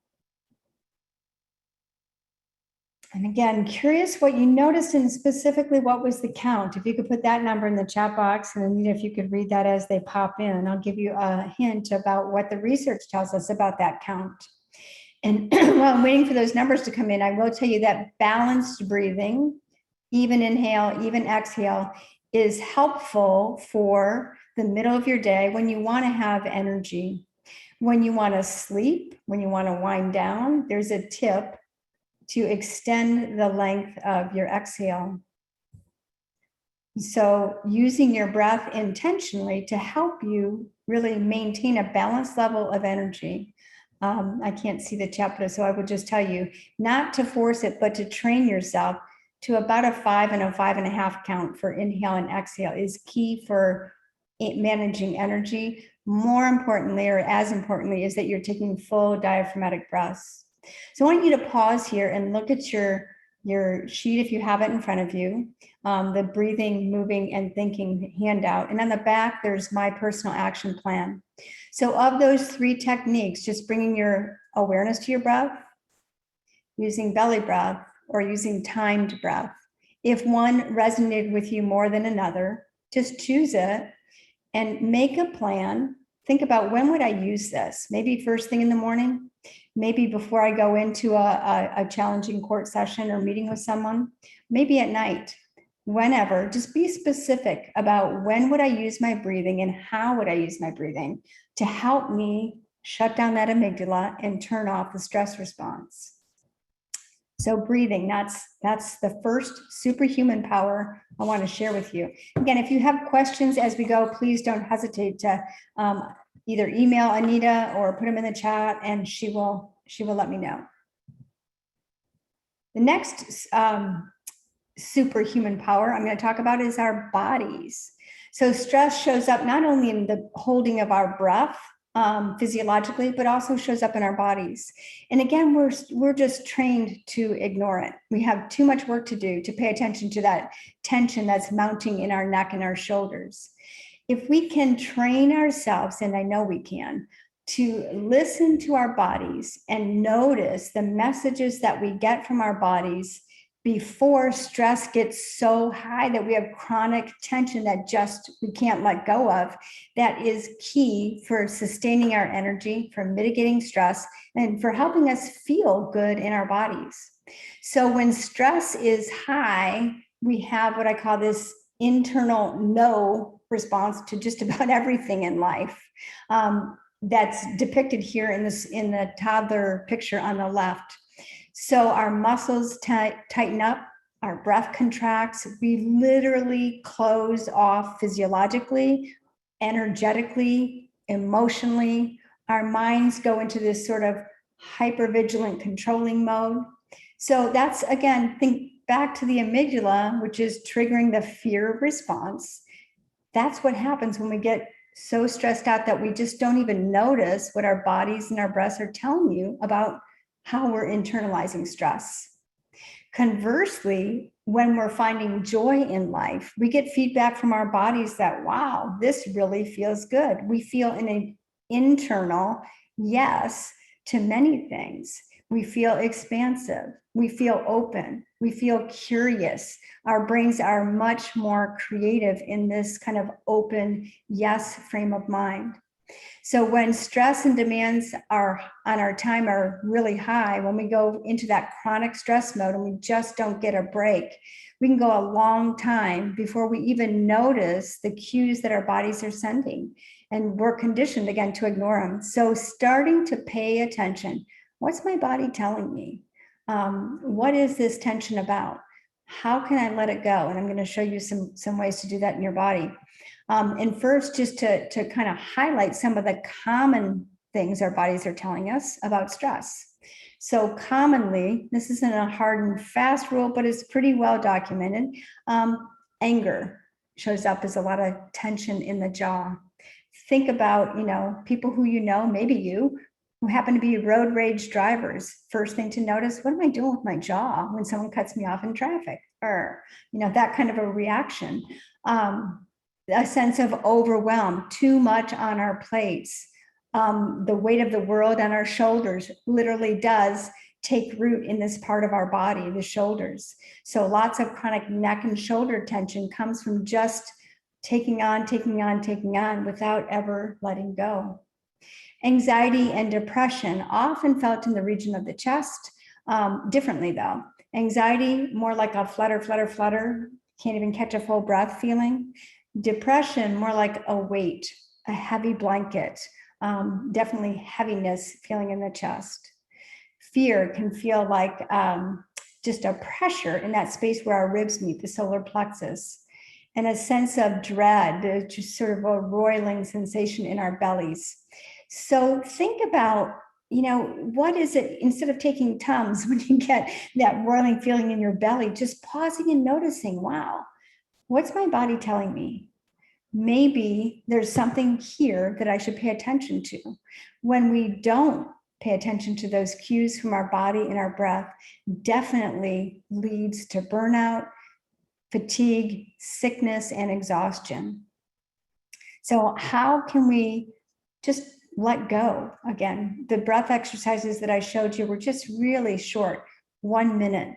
So just a couple of minutes of attending to stress in the body can go a long way towards not letting chronic stress build up in our bodies. So usually I ask people, tell me where you're feeling stressed and I'll show you how to let it go. So I'm going to roll with the assumption that you guys are like most people when I ask that question, and show you some techniques for getting stress out of your body.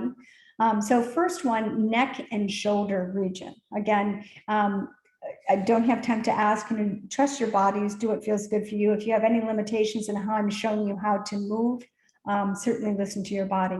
So for neck and shoulders, start by just inhaling your breath, scrunch your shoulders up to your ears, hold your breath for a moment, and as you exhale, do it through your mouth and roll your shoulders back. Do that 3 times. Inhale and hold, and exhale and roll back. One more time, inhale and hold. Good, and then exhale and roll back. And if you're sitting in a chair where you can take your hands under your chair seat and hold on, inhale, roll forward so your spine gets tall. And then exhale, keep your shoulders back and just let your chin drop towards your chest with your mouth open. Take a couple breaths there through your nose as you inhale, through your mouth as you exhale, and just feel into that back of your neck region of your body. Good, and then inhale your head up and exhale, shake your arms out. I'm going to show you the next couple standing. You can do seated if you prefer. I know you've been maybe sitting while you're watching presentations, so standing is nice if you're able. Stand with your feet hip distance apart and bring your arms by your side. As you inhale your breath, spin your palms out and take your arms overhead until your fingertips touch. And as you exhale your breath, spin your palms out, exhale your breath as your fingers come back down. And try to do that rhythmically with your breath, inhaling as your arms go overhead, and exhaling as your hands come back down. And try that one more time, really noticing the breath. Inhale, bring the arms overhead, and exhale, bring your hands back down. Again, give your arms a little shake. Now inhale, you're going to take your arms overhead and hook your thumbs up there like that. And press your hands in opposite directions. So as you inhale, feel your spine grow taller. And as you exhale, just take your arms back a little bit more, maybe behind your ears. And then inhale, stretch the pinky side of your hand up. Good, and then exhale, release your hands, let them go, and give them a little shake. Last one for neck and shoulders. Take one hand forward with your thumb up like this. Inhale that arm overhead, hand over your shoulders. Spin the palm out at the top, and as you exhale, reach that arm back with your palm out and your thumb up. As you move in this way, pay attention to that front of your chest and shoulder, palm out at the top, exhale as you go back.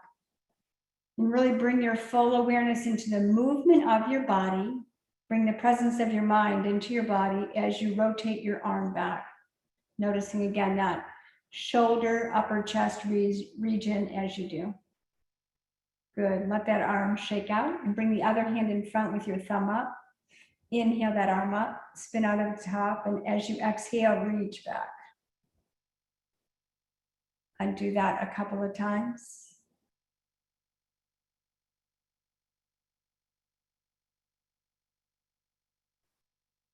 Good, and then relax that arm. Last one for your upper back. So if you're seated at a computer a lot of the day, driving a car, we tend to get in this kind of a position where your thoracic spine rounds that way. We feel a lot better when it goes the other way. So take your elbows by your ribs with your palms up and your thumbs back. Inhale, take your thumbs back as far as you can. Exhale, press your palms forward, round your spine that way. Let that stretched spine. Inhale, elbows in, thumbs out. And exhale, palms forward, round your spine. And try one more of those. Inhale. And then exhale. And then inhale, elbows in. And exhale, release your arms. Good. So upper body, just real quick, notice how do you feel now compared to before you did that? You let go of any stress. Doing little micro moments like that throughout the day can really go a long way towards releasing upper body stress, and strain. I want to show you one more for your low back because that's also a common one that I get. This will be a little bit harder to show on screen. I'll try. So you're going to take a chair in front of you and put your hands on the chair. Your feet are hip distance and straight ahead. Just with your hands on your chair, inhale and make your spine as long as you can. As you exhale, just lean forward from your hips, let your elbows bend, fold in a little bit until you feel a comfortable stretch in your low back. If that means you need to bend your knees, you can bend your knees. If you're more flexible and can put your elbows on the chair, put your elbows on the chair. Stay there for 3 breaths. Notice a deep low belly breath as you inhale and a complete emptying of your low belly as you exhale.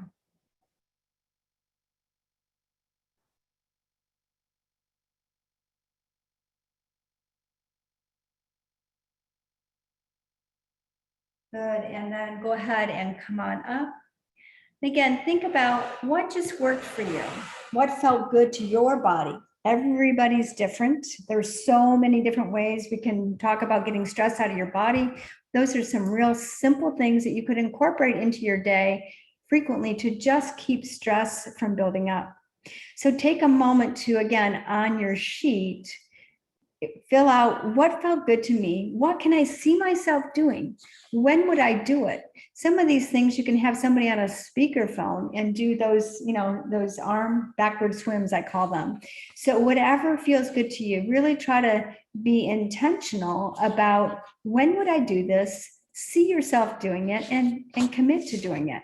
You'll be your body. Well, thank you so much for doing so. Again, feel free to put questions in the chat if you have questions about anything that I'm teaching. So I promised I'd tell you how, if you're feeling good right now and you think, wow, how do I stay like this?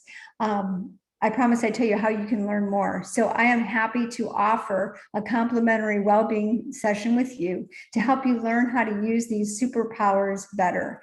They definitely take practice. It's like building a muscle. It takes accountability for that practice, and that's where coaching can help you keep it up. So towards the end, I'll put a link on a slide to help you schedule a complimentary well-being breakthrough session if you want to learn more about how coaching can help you use your superpowers more intentionally and more regularly. The last superpower I want to talk about is thinking. This is just so significant, so powerful. It affects everything that we do. So my exercise here for this one, challenged by choice again, I'm going to ask you to sit with your eyes closed, and all I want you to do is count your thoughts for 1 minute. I'll give you the start and I'll give you the stop, and that's all you're going to do. So I'd love to have you participate. Ready, go. Start counting your thoughts.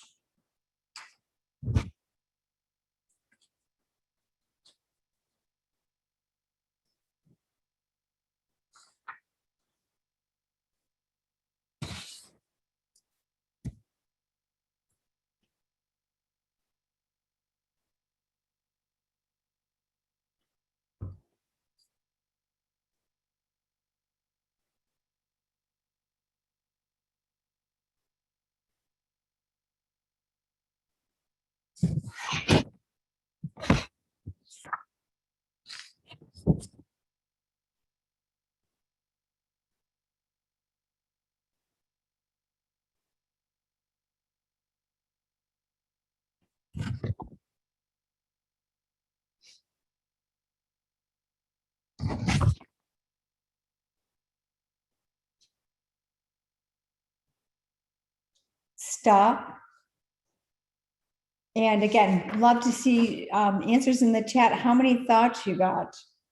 Usually when I do this presentation, I get a huge range from like 3 to 67. And that's pretty normal. So anywhere in there is normal. It's quite a range. And what's so interesting to know is that we spend so much time in our heads. We have 60 to 70,000 thoughts a day, 60 to 70,000. Most of those are on replay from the day before and the day before and the day before. Most of them we're not conscious of.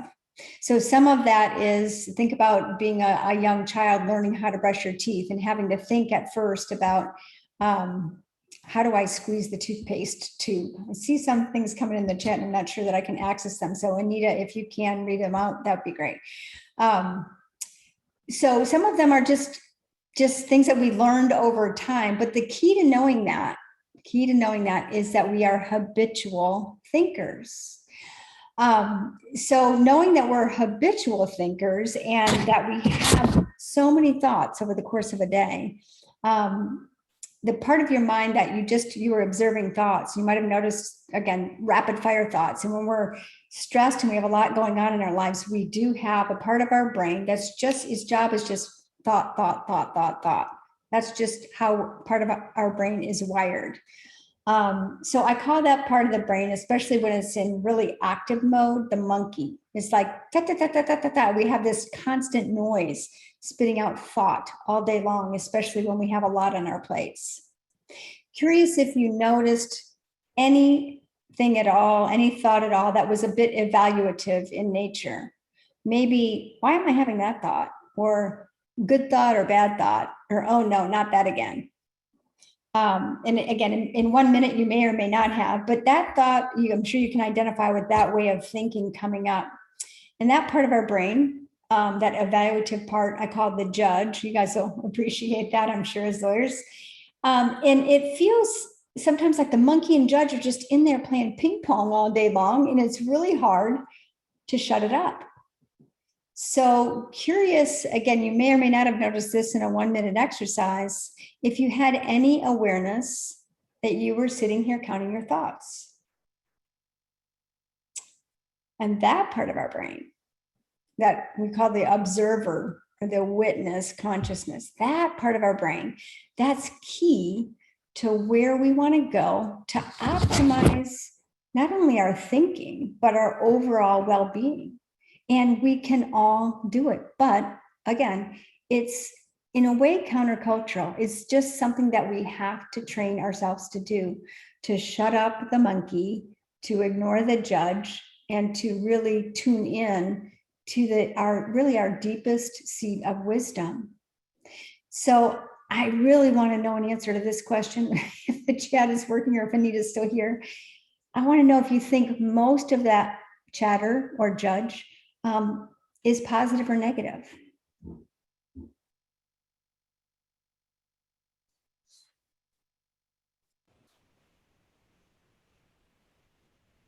Arlene, I have something in the chat. Let me see what it is.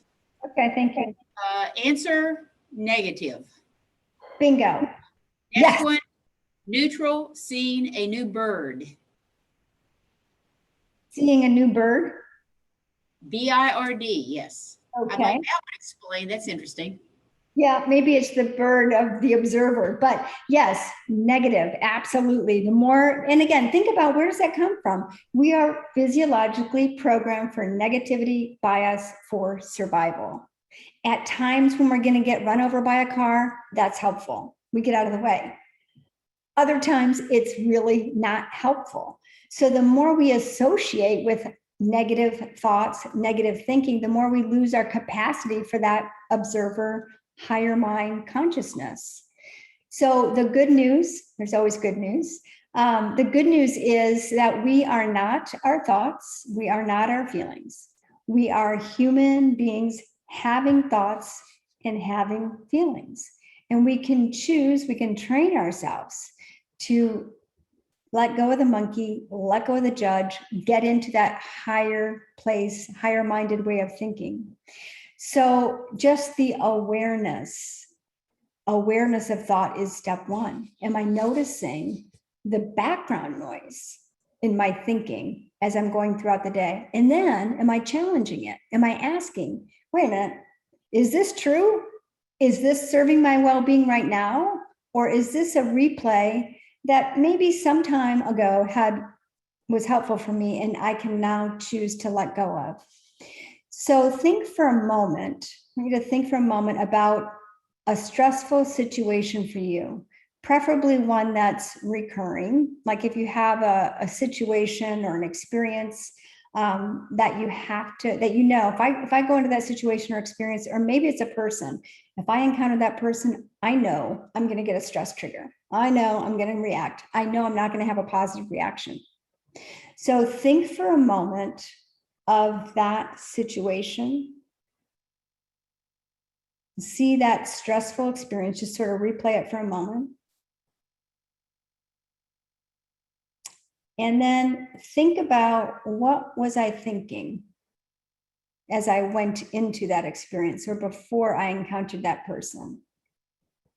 Was my belly maybe telling me there was a sense of dread, or was there tension in my shoulders? Was my breathing rapid? What were my thoughts? What was I thinking before and during and after? And as, or more importantly, what was I saying to myself? And how was that thinking making me feel? What was the felt sense that I was bringing into or having during the moment or carrying out of that experience? And the carrying out of that experience, I'd like to say, when we have an adverse experience, something that really triggers us, sometimes at first it feels good to vent it, right? We share it with somebody, we feel like we get it out. Once might be helpful. But when we repeat the story, because there's so much charge in it, and we're just really worked up about it, and we tell it again and again and again, it's like carrying a rain cloud over our heads. And every time we retell that story, all the negative associations come back with it. Our body gets flooded, our breath gets short, our mind gets stunted. So just being mindful of, how am I using my thinking when I'm challenged? What am I telling myself? What am I saying about the other people who are involved here? What might be different if I made a different choice? If I used thinking constructively instead of destructively? So how can we train ourselves to shift out of a style of thinking that, again, we're physiologically kind of hardwired for? Again, it all begins with awareness. Every change, whether it's breathing or moving or thinking, begins with awareness. So at the instant of a flicker of agitation in your mind, it's time to say, shift. How can you shift? Again, so many ways to shift your thinking. I'll teach you a couple.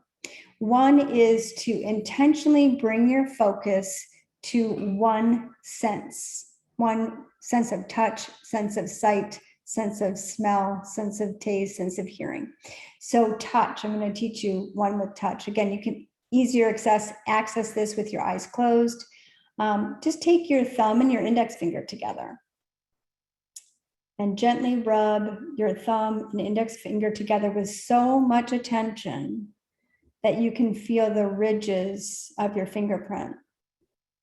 All your awareness just on that sense of touch of your thumb and index finger. And then maybe try all of your fingertips, just gently touching, full focus on just the touch of your fingertips. Just doing that for 30 seconds or 1 minute shifts your mind from whatever was triggering it or agitating it to something else. As soon as you make that shift, again, you can do it with your breath. You can do it with your senses, thinking. You can do it with moving your body. As soon as you shift your awareness out of the story of stress, you have the opportunity, the window to do and choose something different. Another technique, so one is attending to a sense. I just showed you the sense of touch. Another technique, especially if you're anticipating going into a situation that is a common trigger for you, or experiencing something, going into an experience that you'd rather not, and you know you need to, on purpose, challenge yourself to look for the good in the person or in the opportunity. if it's related to a person, if all you can find to say to yourself is, I like his tie, or I like her hair color, far better than the story you might be playing in your mind, telling you all the things that you don't like about that person, because all it's going to do in you is trigger a stress response. Another technique that you can do is to visualize a best possible outcome before you go into that situation. There's a lot of research on the power of visualization. One example is basketball free throwers were put into 3 groups: a control group that did nothing, a practice group that practiced free throws, and a visualization group that shot free throws. And both the visualization and the free throwing group outperformed the control group hands down. And there was only 1 percentage point difference in favor of the people who actually practiced the free throws than those who visualized it. So we can be masters of creating the experiences that we want for much better possible outcomes by training our thinking ahead of time, visualizing what it is that we want as the best possible outcome. A final technique that I'll share with you to train your brain. Again, think we're programmed towards negativity bias. And if we want to shift that, I like to say, think about your mind as a garden. And rather than focus on plucking out the weeds, focusing on the negative and saying, don't do that. That's sort of like putting somebody in a donut shop and saying, don't eat the donuts or don't think about donuts. So instead of thinking about the negative, I like to say, think about planting the positive. And we do that with something called affirmations. Now, there are thousands of examples of affirmations. There are apps with affirmations, books with affirmations. These are just a few samples. What's key to know about using affirmations to train and rewire your brain, and that's really what you're doing from a neuroscientist's point of view, you're rewiring your neurocircuitry. So key, it has to be at least a little bit believable. It doesn't have to be hook, line, and sinker believable when you choose it. It has to be a little bit believable. So here's a few to try on. So 1, I could choose peace instead of this. I accept my uniqueness. I am in the process of positive change. Life supports me. There's plenty for everyone, including me. All my relationships are harmonious. I love my body. In every experience, there's opportunity.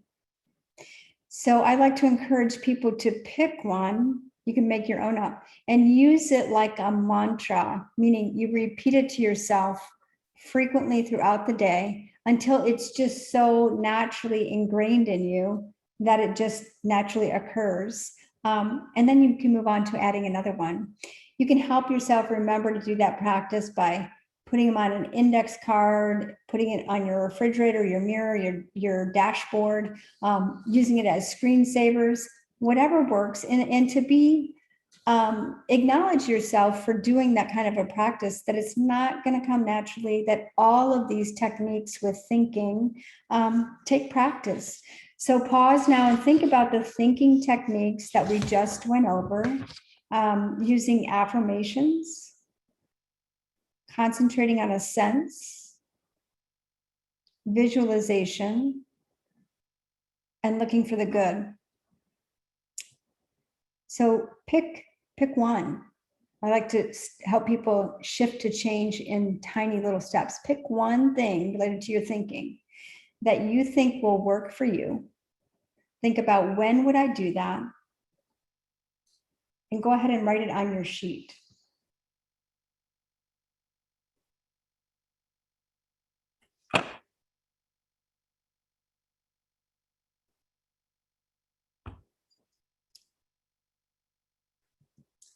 So the last technique I'm going to teach you comes to us from something called the Heart Math Institute. They've done loads of research on the neuroscience connection between the heart and the brain, and they do trainings. I'm trained in the Heart Math Institute that help us self-regulate, again, our stress response, and get into what's called a coherent state or coherence training. So in a coherent state, our heart, our mind, and our emotions are aligned. And physiologically, the immune system, the hormone system, and the nervous systems are all in sync. And as a result, our whole being functions in a state of energetic coordination. So last technique I'm going to teach you is the quick coherence techniques, kind of weaving together body, mind, and breath. So to do this one, you're going to sit with your spine tall, your shoulders soft, your eyes closed, your back teeth apart, and begin with just a gentle awareness of your breath. Again, just observing the natural rhythm of your breath as you inhale and as you exhale.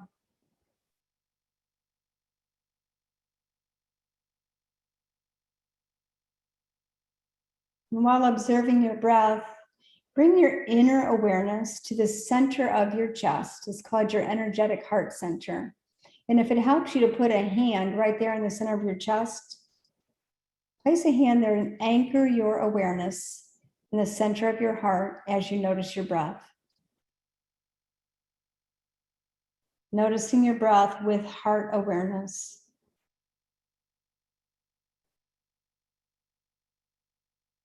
And then begin to visualize your breath flowing in and out of your body through the space beneath your hand, the center of your chest. So as you inhale, see breath flowing into your body through the center of your heart. And as you exhale, you see breath flowing out of your body through the center of your heart. Take 3 conscious breaths in that way. It's called heart breathing, taking breath in and out through the center of your heart.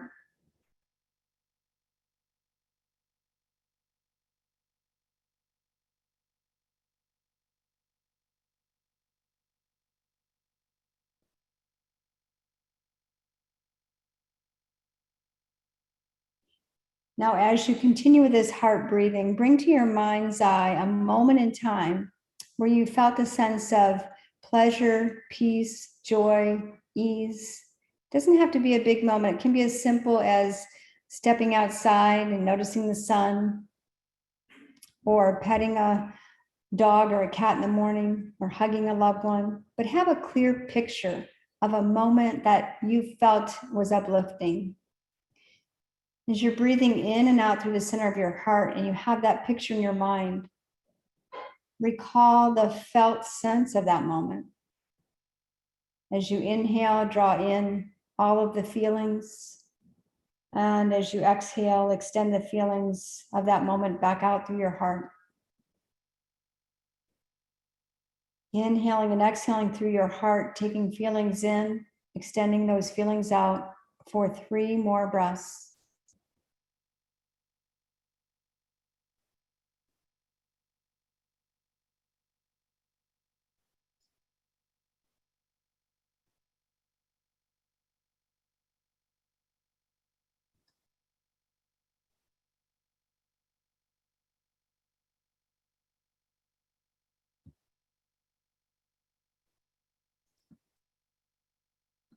And then after your 3rd exhalation,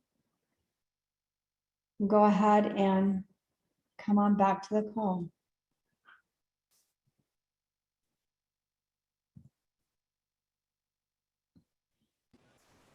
So hopefully by now you've got a glimmer, gotten a glimmer that better begins within, that we all have within us these superhuman powers related to our human operating system that can help us shift out of stress and into calm.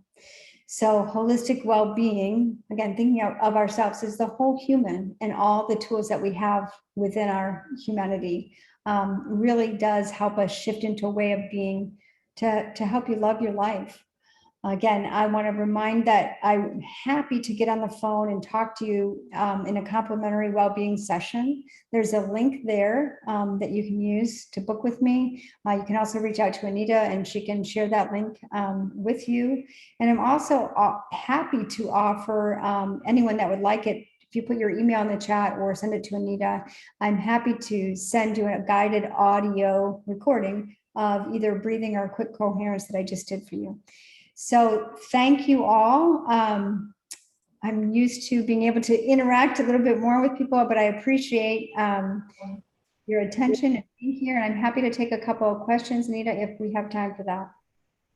Colleen, I don't think I have any questions, but I want to thank you for your presentation. And I want to ask our audience to please take a 5-minute break. We're going to get our panel set up for the next presentation. If you will leave your computer muted without video, we are literally going to take 5 minutes and we will be back with our final presentation again. Colleen, thank you so much. You're welcome.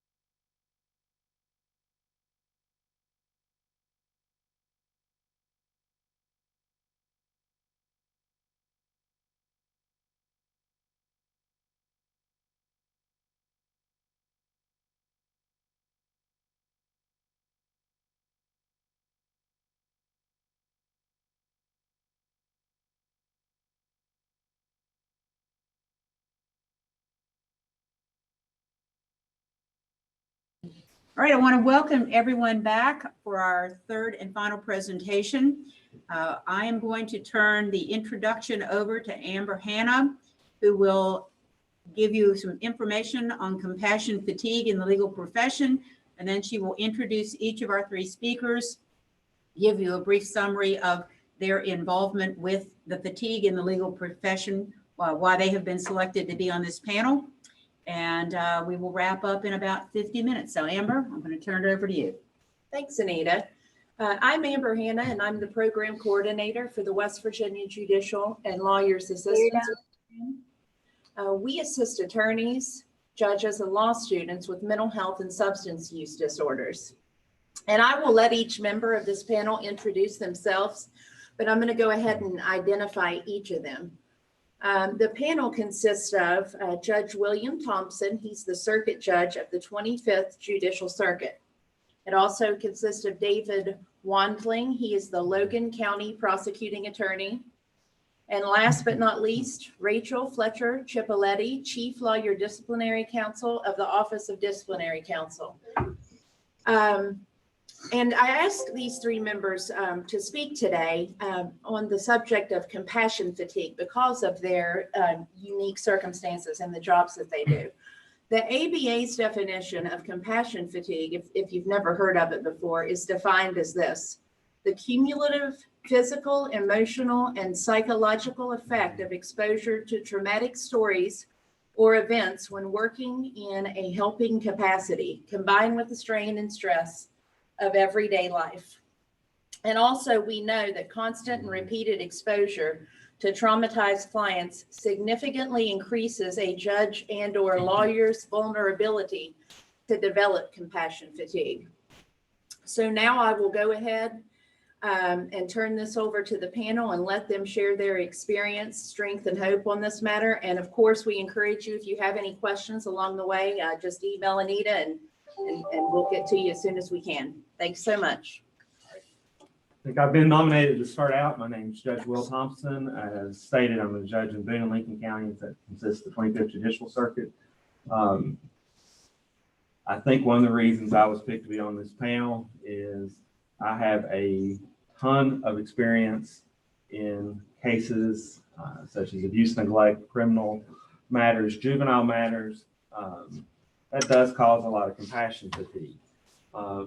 What some people don't know, that before I was a judge, I was a local lawyer in Madison, and that was before we had a public defender's office, which meant as a young judge, I came back, or as a young lawyer, I came in, and I was essentially the public defender for the entire county until somebody new came along. And unfortunately, it was a couple of years.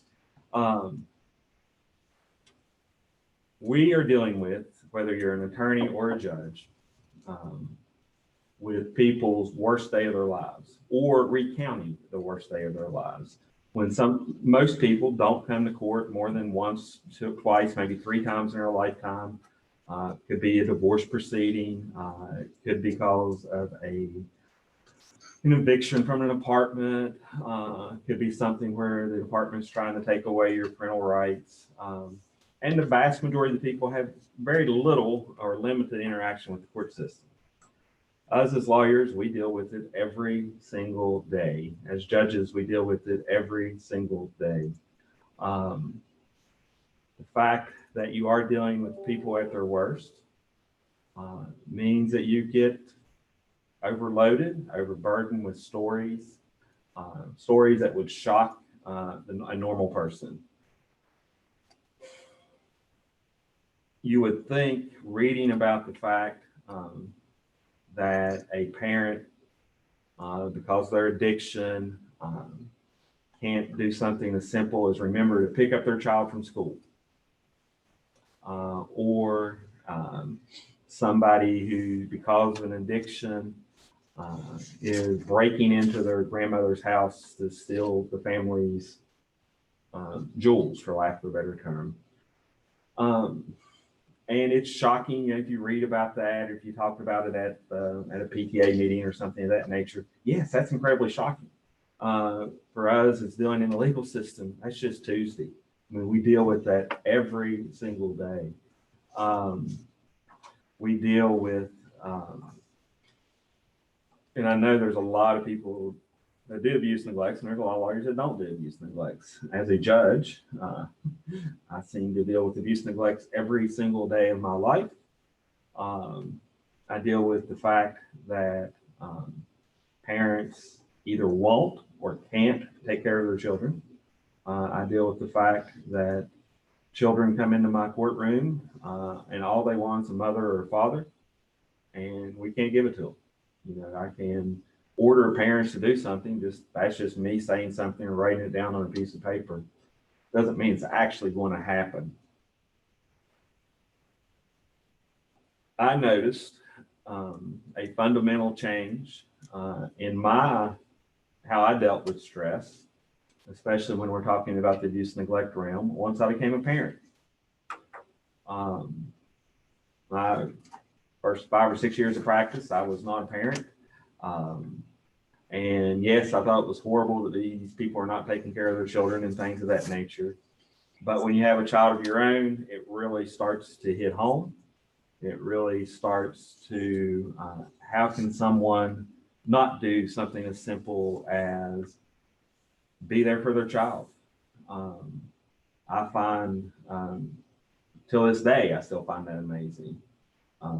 We have, unfortunately, an argument in Boone County abuse neglect law that is called the empty chair argument.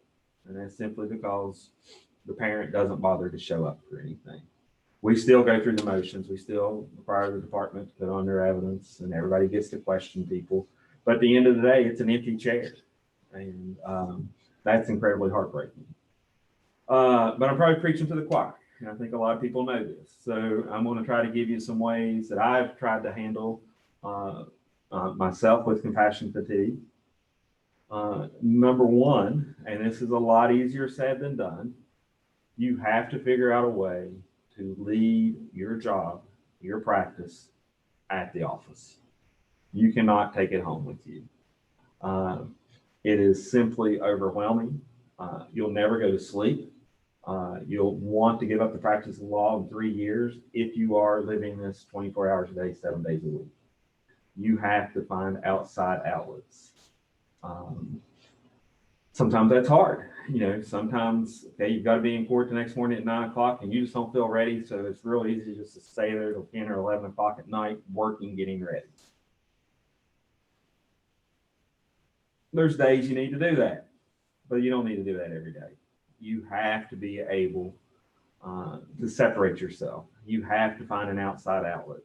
You have to find something that you can enjoy and lose yourself in. A lot of lawyers are what I call type A personalities, always driven. They've got to be doing something all the time. And if they're not careful, they'll throw themselves entirely into their practice, entirely into representing their clients, and they will not be lawyers for very long, or they'll not be very effective lawyers for very long. Some things I've done is back in my younger days, I used to like to play a lot of basketball. I still do occasionally. Just an outside activity where you forget about everything you're doing and you're focusing on something else. Maybe I had no artistic ability whatsoever, but that would be a good way if you have some artistic ability, whether it be painting, whether it be drawing, writing poetry, things of that nature. Lose yourself in it. Take some time. Make sure you take time every day to do something like that. Judge, can I interrupt you for just a second? I had a question. I was just thinking, after all these years, and you seem like a very well-balanced kind of guy, I'm just wondering if there were times that you started feeling the weight of all this, especially when in dealing with the really difficult cases that you deal in. When you start feeling that, what do you do to combat that? There has been times. I mean, I can conjure up an image in my mind of a shaken baby death that happened. The baby's the same age as my oldest child. And I probably see that picture in my mind probably on a weekly basis. You know, something will trigger that and I will see it. And I know why. It was because the baby looks perfectly healthy sitting on a medical examiner's table. And the baby looked exactly like my daughter at the time. I mean, you know, babies look a lot alike at that age. And what I do is I realize that, acknowledge the fact that was a horrible thing. And then a lot of times She doesn't like it, but I'll send a text to my now 20-year-old daughter saying, "How you doing, Grace?" Just so I know that that wasn't her. You have to find ways to acknowledge it. It is there. You're going to see things, there's images I've seen, there's videos I've seen that are just incredibly, would shock the human psyche. And you can't unsee these things. You can't unhear these things. But you have to be able to process, realize that wasn't you. That was simply a piece of evidence in a trial or a hearing. It's a horrible piece of evidence, but you have to move on. You have to acknowledge that. You have to realize that's not you, though. That's not you in that picture. But by the same token, you have to realize that was somebody's child and acknowledge it. And it drives me to want to do more. What happened in that case? What did we miss? What could we have done to prevent that? Looking back, there's nothing we could have done to prevent it. I know that. But that still doesn't stop me from wanting to do more. That case is one of the reasons I've been very heavily invested in abuse, neglect, family treatment courts, trying to give people an opportunity to get their kids back, because I don't want to see dead babies on a medical examiner table. It's rough. And you also you got to learn how to celebrate your successes as well. We think of the horrible things. We think of the deaths. We think there was a murder that was in my courtroom where it was just grotesque. I mean, it was you don't want to ever see someone whose head's been shot by a high-powered rifle. And see a video of it. It's very disturbing. But you learned also, why don't you focus on the successes where you reunited a family, where you had a young kid who had no family whatsoever, and you sort of mentored him, made your probation officer spend extra time visiting at school, got a Marine recruiter to come see him, and ultimately he's sending pictures of you dressed in dress blues as a Marine. You got to focus on things like that, because you're not going to fix everybody. There's some people you can't fix. There's some situations that are just too broken. But learn to celebrate the successes. Learn to not take it home. Learn to separate your family from your practice. Everybody has a family. Not everyone has little kids running at home. I understand there's many different definitions of families. But whatever your family is, you need to learn to separate your practice from that. It's not very often, but there's once or twice a year that been a judge for 15 years. My family's picked up. There's occasionally bad days that it's good just to let dad sit there and play on his iPad, and he doesn't want to talk to anybody for a while, and leave me alone, and we'll be good. But you got to make sure those days are very few and far between. You've got to realize the impact that your practice has on your family. So what you're saying is, when you are in court, you're the judge, but when you are at your house, you're dad. I'm dad or I'm Will. I mean, when I'm out in the grocery store and hey, judge, it's like, well, call me Will. I mean, that's my job, and I know it's a 24-hour day, 7-day-a-week type of thing. But if I'm at a ball game, I'm there to watch my kid play baseball. I'm there to watch, if I'm at a play of my fourth grader, I'm there to watch the play. However boring it might be, I'm there to watch that play. You've got to separate. You can't do this 24/7 because you will burn out. I've seen lawyers who are very, start out very involved, and they can't handle it when their clients let them down. And their clients will ultimately let them down. I used to want to argue so much when I was a young lawyer that I should only have to fight as hard as my clients fight. I'm sitting here preparing for this 3-day hearing, and I've got all my notes ready. I've got I remember having a 3-day hearing once on lice infestation. We don't really do those anymore. We're dealing with drugs so much, but I knew everything there was to know about lice infestation. My client didn't show up. So I mean, it's disturbing. So you have to be able to realize your clients are going to let you down, or you work with somebody, you get them through rehab. You've got the prosecutor almost ready to accept some type of diversion type plea or a misdemeanor in exchange for dropping the felony. And lo and behold, they go out and commit a new felony the night before the time. And it's going to happen. I mean, it's going to. And you have to learn you have no control over that. That's not your fault. You're there to represent the person. You're there to advise them of that. But ultimately, you have to understand that that's their choice. That's their decision. You can wish that they didn't do that. That's not going to stop them from doing that. And then go on to your next client and give them your 100%. Okay.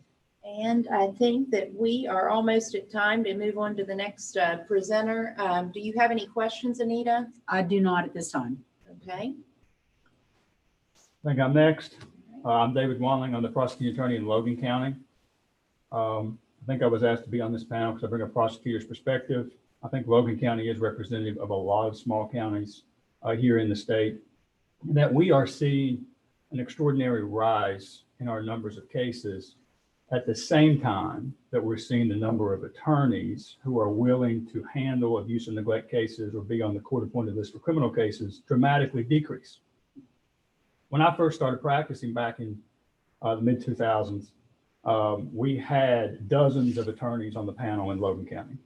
Now our judges, and we have 2 of them, are forced to choose between the same 6 or 7 people on every single case. When I first started practicing, we had 4 or 5 dozen abuse and neglect cases per year. This year we'll go over 200.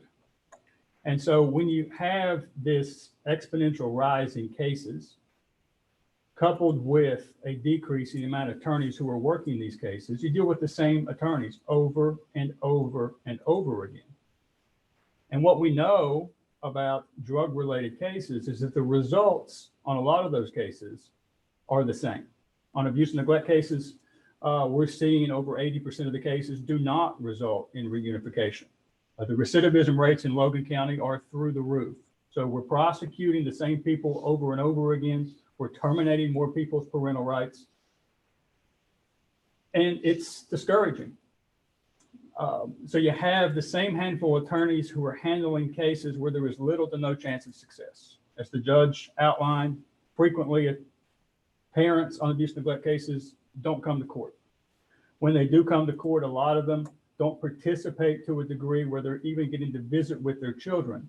And it leaves the same 5 or 6, 7 attorneys in my county in a position where they don't ever get to celebrate any successes because we simply don't have very many.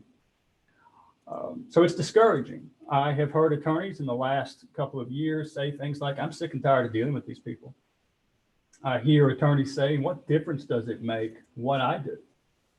They're not going to drug screen. They're not going to come to court. They're not going to fight to stay out of prison. They're not going to fight to regain custody of their children. So what difference does it make what I do?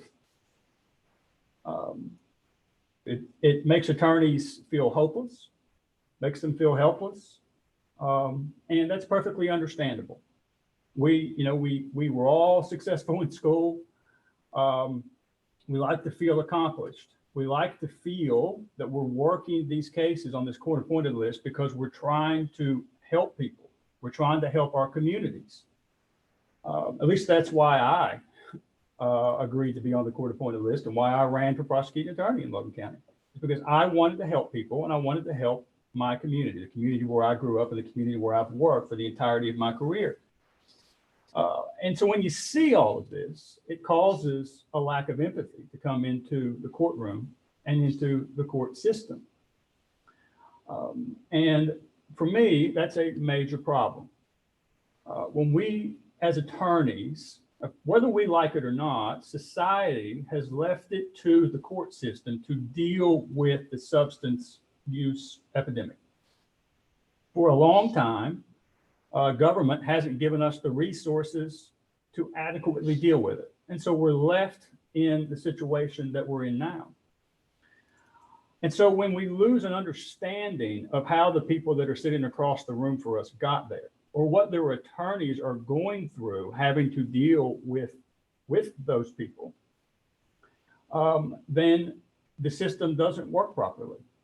You know, I like to bring my life experience into the courtroom. It's no secret to the people that know me, the people that practice in my county, that I have a drug addict in my family. My brother is a heroin addict. It's no secret to those people who know me, who I'm friends with, who I practice with. It's no secret to Judge Thompson. But as a family member of someone who has gone through that, you understand all of the emotions that are on the other side of the courtroom. At least I try to. You understand the hopelessness. You understand the anger. You understand the heartbreak. You understand all of those things. And it's made me, at least I like to think it's made me, a better attorney. I think it's made me a better prosecutor.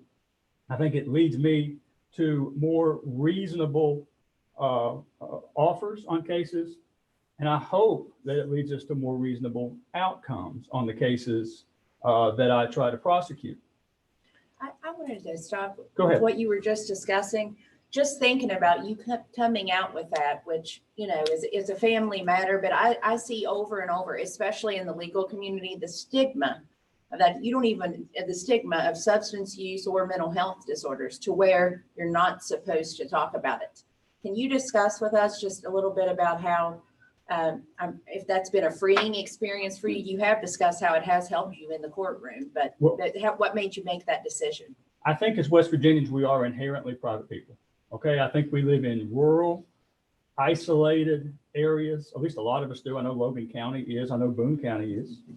And I think a lot of what has happened through generations has stayed up the hollow. Okay, I think a lot of these families have tried to deal with these issues on their own. And where has that gotten us? Okay, where has not talking about it gotten us? Where has not treating this as a mental health crisis gotten us? You know, we have jails built for 120 people, which have 400 to 500 people in them at any given time. We've been locking people up for substance use disorder since the Nixon administration. I think that it's time that we work as attorneys to remove the stigma associated with substance use disorder. I mean, everywhere we go, we hear drug head or meth head or dope head or just even those people. And they're not looking for our sympathy. But I think if we bring empathy into the courtroom and try to understand what the people on those cases were going through, if I, as a prosecutor, try to understand how those individuals, those moms and dads, those brothers and sisters, someone's son or daughter ended up across the room from me, then we can come up with better solutions rather than fast forwarding to terminating someone's parental rights or locking everyone up. Now, I think it's important to say as a prosecutor that empathy and accountability are not mutually exclusive. I'm not the let everybody loose prosecutor, okay? So there has to be a balanced approach. You know, in every county, in every community, there are certainly people that need to be in jail. There are certainly people that need to have their parental rights terminated. But I don't think it's anywhere near as many people as what we've been doing over the last 45 years. I just don't believe in it. I think removing the stigma, treating this as a mental health problem, rather than one that the only result is incarceration, is the only way we're going to get out of this. And that's the way I approach my job. As Judge Thompson said, there has to be a balance between your work and your life. In the way that I approach my cases, you know, when I was defending people for the first 6 or 7 years of my career, I used to tell myself and the other attorneys in my office, we don't take these individuals to raise them. They don't define me. Their successes and failures don't define whether or not I'm good at my job. They don't define whether or not I prepared in order to defeat a termination or to get a statement suppressed. As a prosecutor, it's not my job to get convictions. It's my job to see that justice is served. And so long as I show up every day and I'm prepared and I try to do what I believe is right under the circumstances, then I can get in my little car every day and I can go home to my wife and kids and I can enjoy my life. Now, there are certainly aspects of this which are stressful. You know, preparing for a murder trial, preparing for a termination hearing, those are always going to stress you out. But they shouldn't define you. You are more than a murder trial. You're more than just an attorney. And being able to separate those things is extremely important. And I really think it comes with how you approach your job and the way that you carry yourself on those cases. Was there another question? No, there's not a question, David. There's a comment. I won't tell the listeners who it's from. I will tell you afterwards, but I will read the comment. Having spent years doing guardian ad litem work with David as a prosecutor, the way he helped prevent my burnout on hundreds of cases is that he always maintained civility. There were times we didn't disagree in the courtroom as we did with each other's respective roles, but never did our work degenerate into a disagreeable atmosphere among counsel. More folks with civility in difficult cases would go a long way toward job satisfaction in the courtroom. He was amazing as a guardian ad litem and equally so as a prosecutor. So I'm very pleased to receive that. I'm sure you're very pleased to hear that. Yeah, well, I wasn't looking for pats on the back when I came here. And he didn't pay you any money. He told me there was no cash exchange. Okay. Look, you know, I could sit here and I could read you a bunch of numbers and a bunch of statistics about what's going on in the bar, and about why this is a concern and why we agreed to do this as a panel. But I don't think, from me, that's going to be very effective. Now, I think that we've heard over the years that substance use disorder is not unique to the people that sit across from us in our courtroom. That it is, it's also affecting the bar. As I said at the start, we are left to deal with this problem. And we are just now, because of people like Judge Thompson, developing the resources to deal with this in the court system. Adult drug court, juvenile drug court, the abuse and neglect court, all of those are wonderful tools in combating this problem. But if we have an unhealthy bar that's depressed or turning to their own devices to deal with the stress that comes with the job, then those programs aren't going to work. So bringing awareness to this issue, I think is more pertinent now than ever. We've had a year plus of isolation. It used to be we could sit in the coffee room and talk to each other. It used to be that we could hear about what's going on with my colleagues' children or in their own practice or their own experiences on these cases. But we've lost that in the last 15 months. So having these discussions, being on this panel, bringing awareness to this compassion fatigue issue, I think is more important than me sitting here reading a bunch of numbers to you. David, this is Anita Casey. I would like to make two comments. One, you were talking about the courts. I work with our Veteran and Military Affairs Committee, and I am very pleased. We are working with the family court system with Lisa Tackett at the Supreme Court. There are at least 6 of the family or the drug courts that have taken veterans in. I'm a huge advocate. My son is Air Guard, and I want to let the audience know that we have drug courts out there. We have several judges who are involved in that, and that's also helping with this issue. Yesterday, we had an officers meeting. I call them the old lawyers and the young lawyers. We had our 6 officers here, and Tom Scar, who is the consummate gentleman, has contacted the court about the issue of civility, exactly what you're talking about and what the person commenting about you mentioned. He has obtained significant amount of information from a program that is in Virginia. Rachael goes every year on the regional meetings with me, and the issue of civility will be one of the topics discussed at the regional meetings.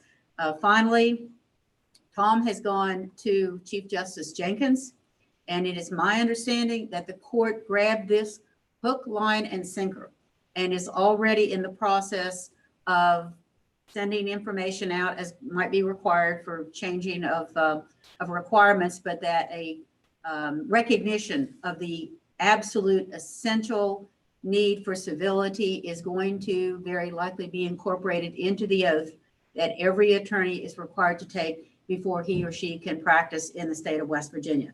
So I want to commend Tom. I want to commend my officers. I want to commend the court. And again, going back to the person you commended, I want to commend you and thank you for your efforts in this regard.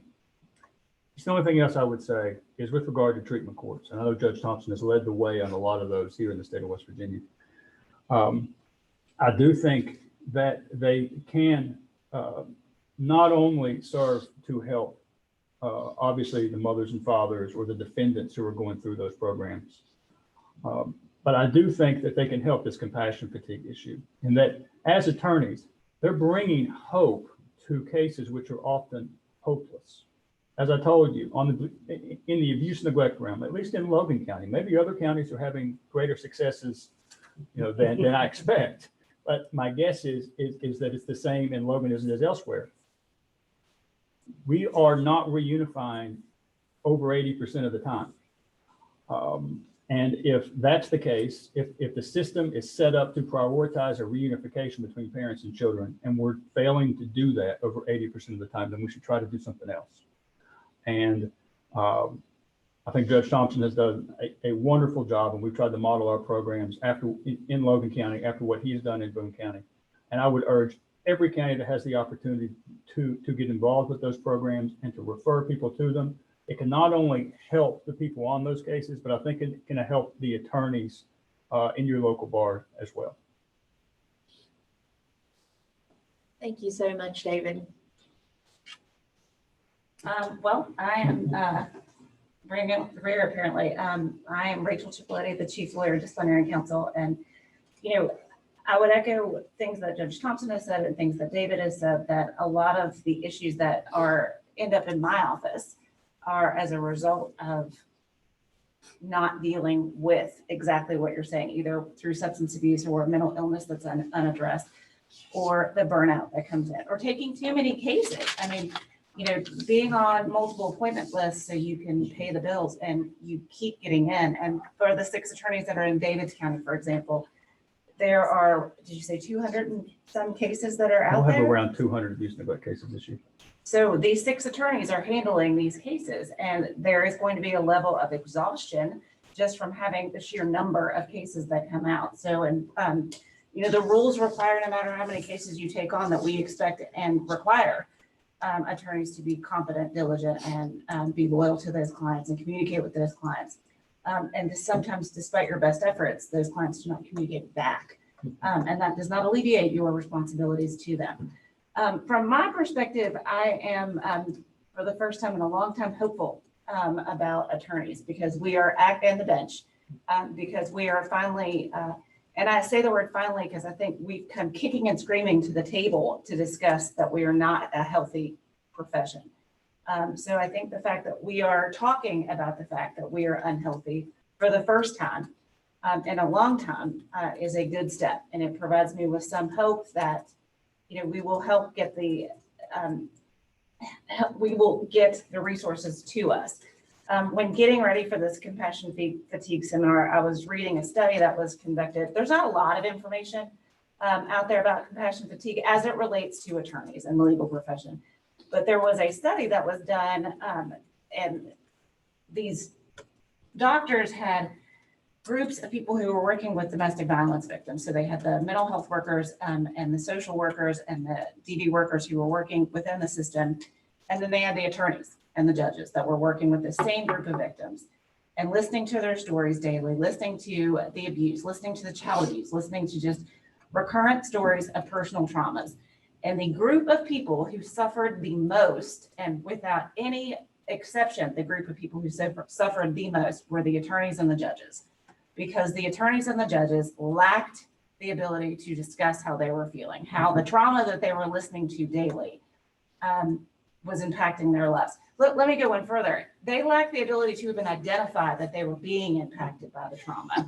So I think for attorneys, and judges, we are usually type A personalities who have goals, and we want to help people. I mean, no matter what kind of law you're practicing, somewhere, sometime in your life, you got into this because you wanted to help someone and you wanted to solve a problem. I'm certain it was not for the money. So you get into these situations where you want to solve these problems and you want to help people, and then you can't.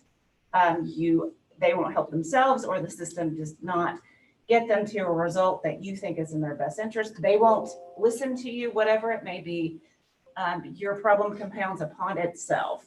And then when Judge Thompson was talking about finding an outlet, it's a good thing if it's basketball. It's a good thing if it's the gym. If it's a good thing if it's going to WU football games. But if it's heroin, we're going to have a whole new problem. Or if it's just too much alcohol, we're going to have a whole new problem. So I think we are conditioned to solve somebody else's problems, but not to even recognize our own.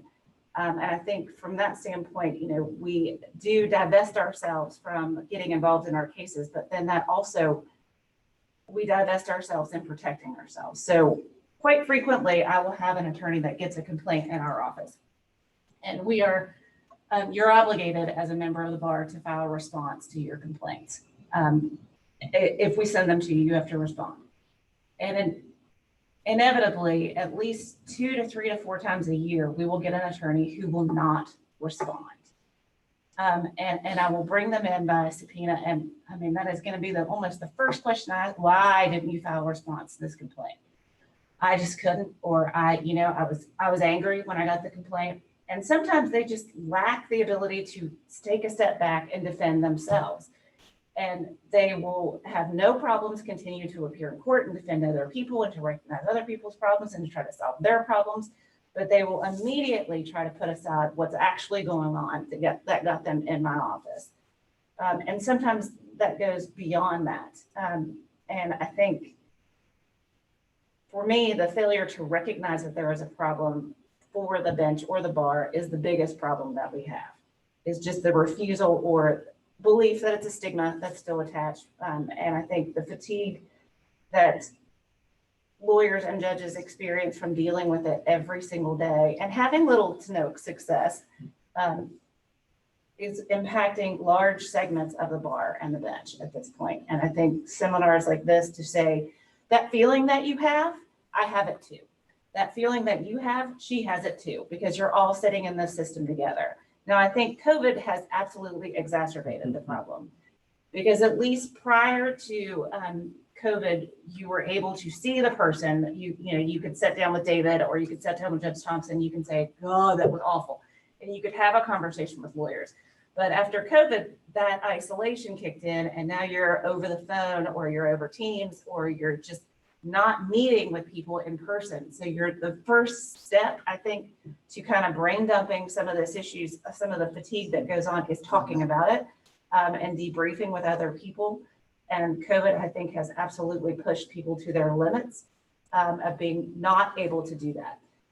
For example, when David and Judge Thompson and I were sitting down to talk about whether we wanted to get together to talk about this seminar, everybody jumped at the idea of being together.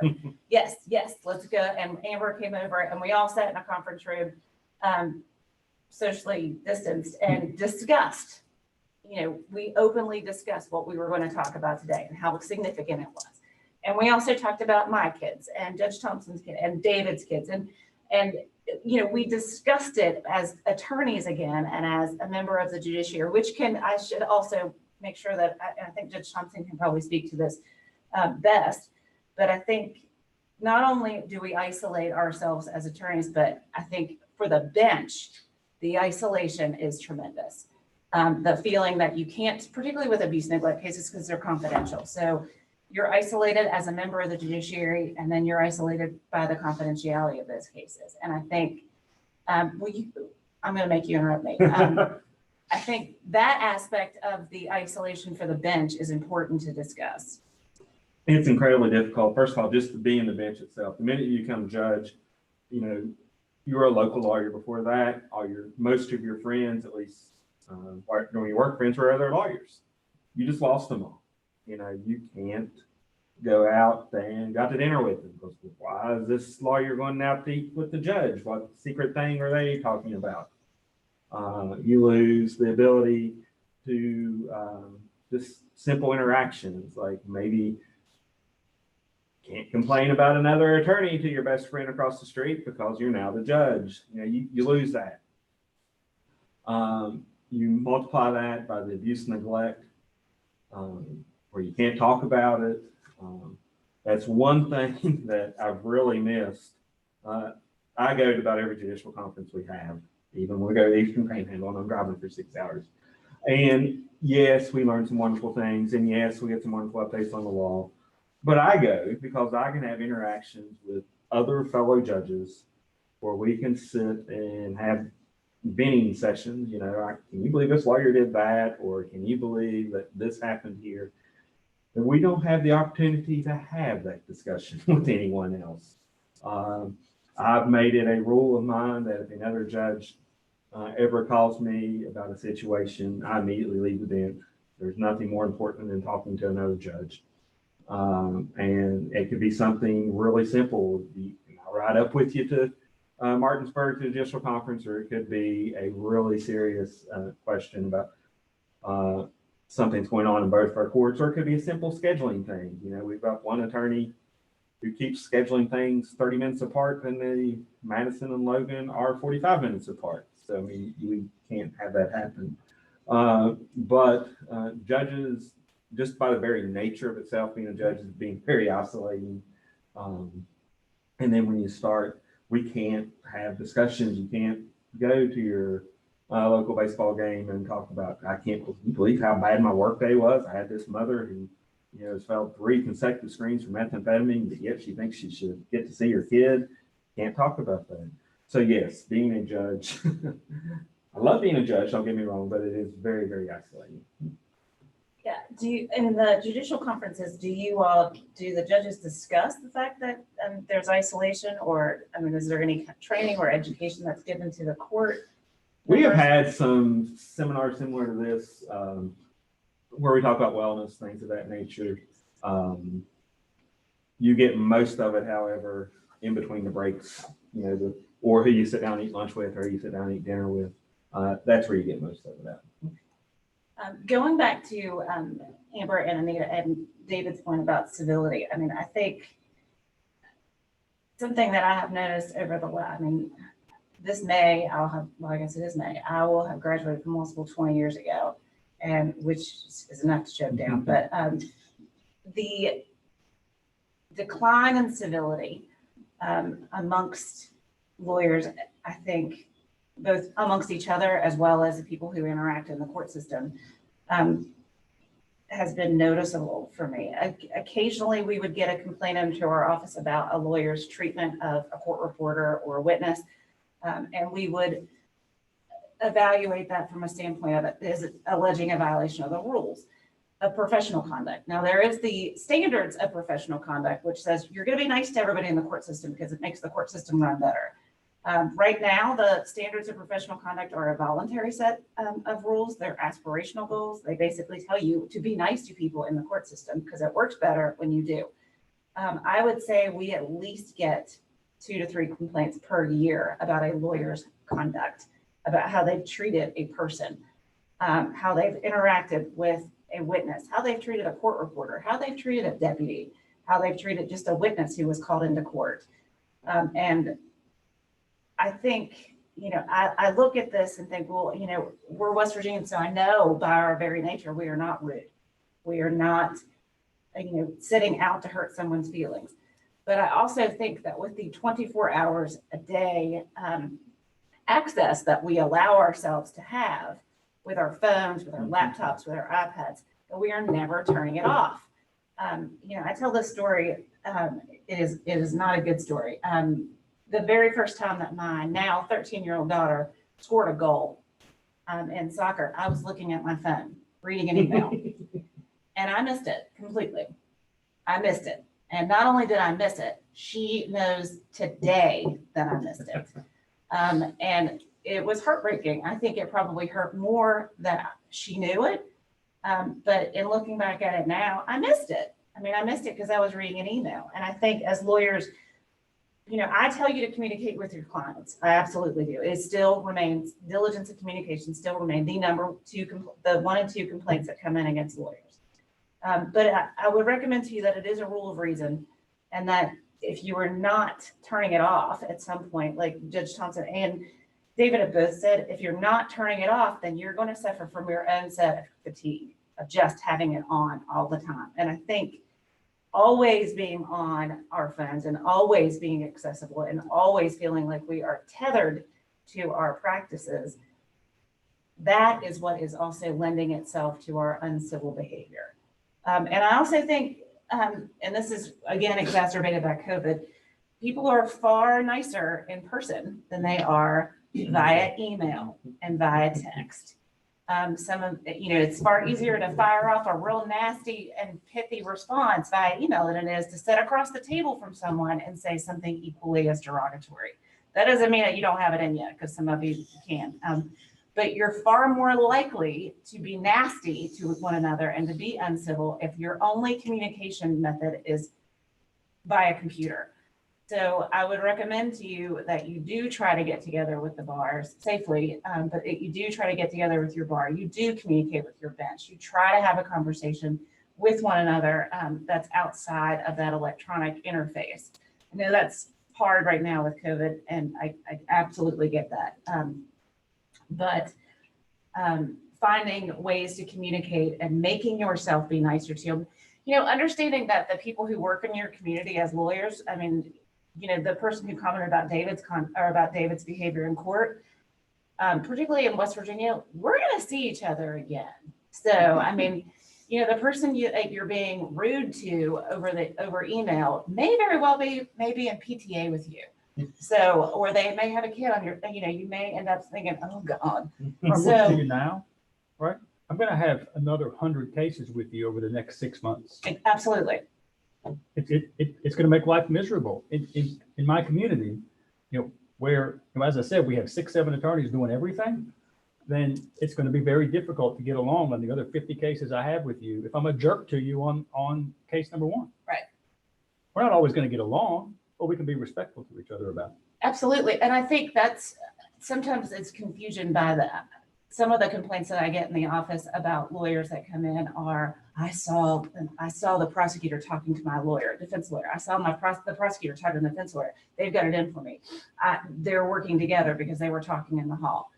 I think managing your client's expectations that, you know, you're going to go into court and you're going to be a zealous advocate for them, but there is absolutely nothing to be gained from you being a complete horse's ass to the opposing party. You can disagree without being disagreeable. And I think that there is perhaps misplaced understanding about how the public views adversaries.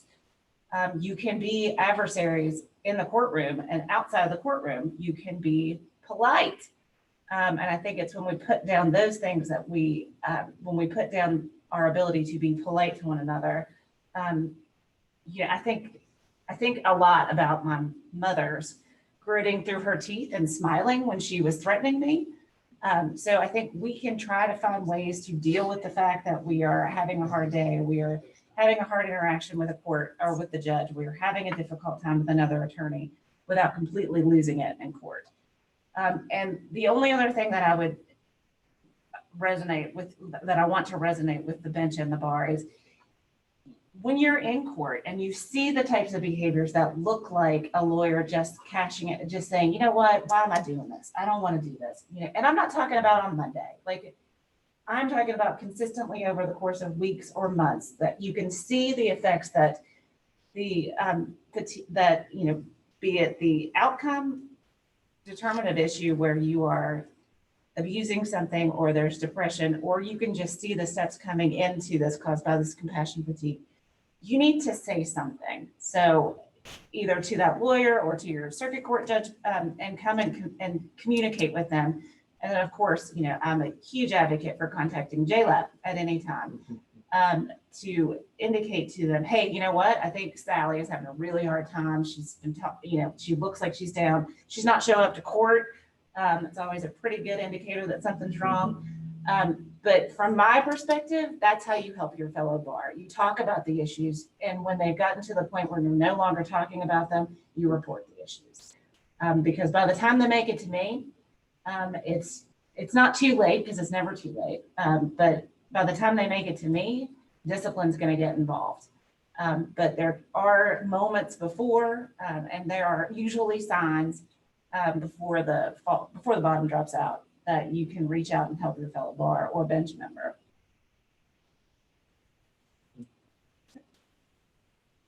I think we have reached pretty much the end of the presentation this afternoon. First thing I'd like to do is thank all of our speakers for taking their time and not just showing up, but all the prep work that they did for being here today. It's important that we all pay attention to what we heard today, because we are all in this together.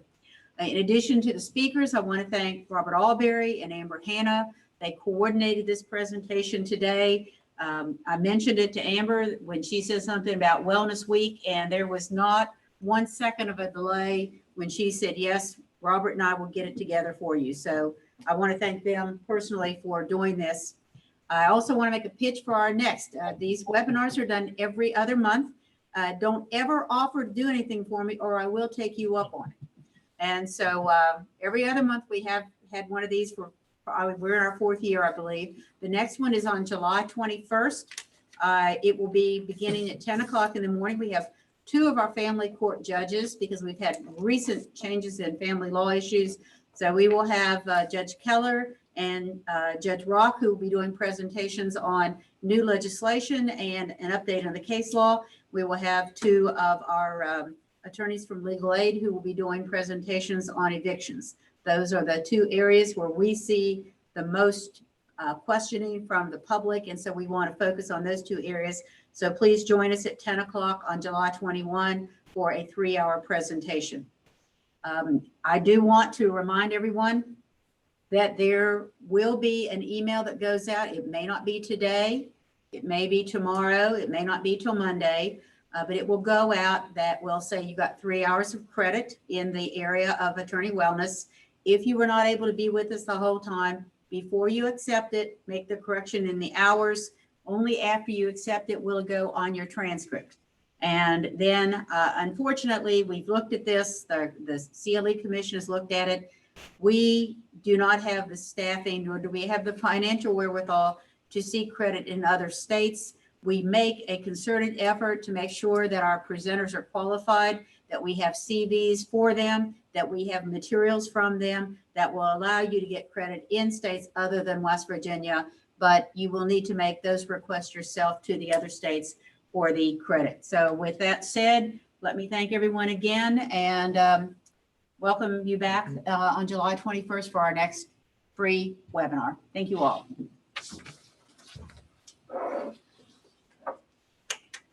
Golf clap. Great job. That was excellent.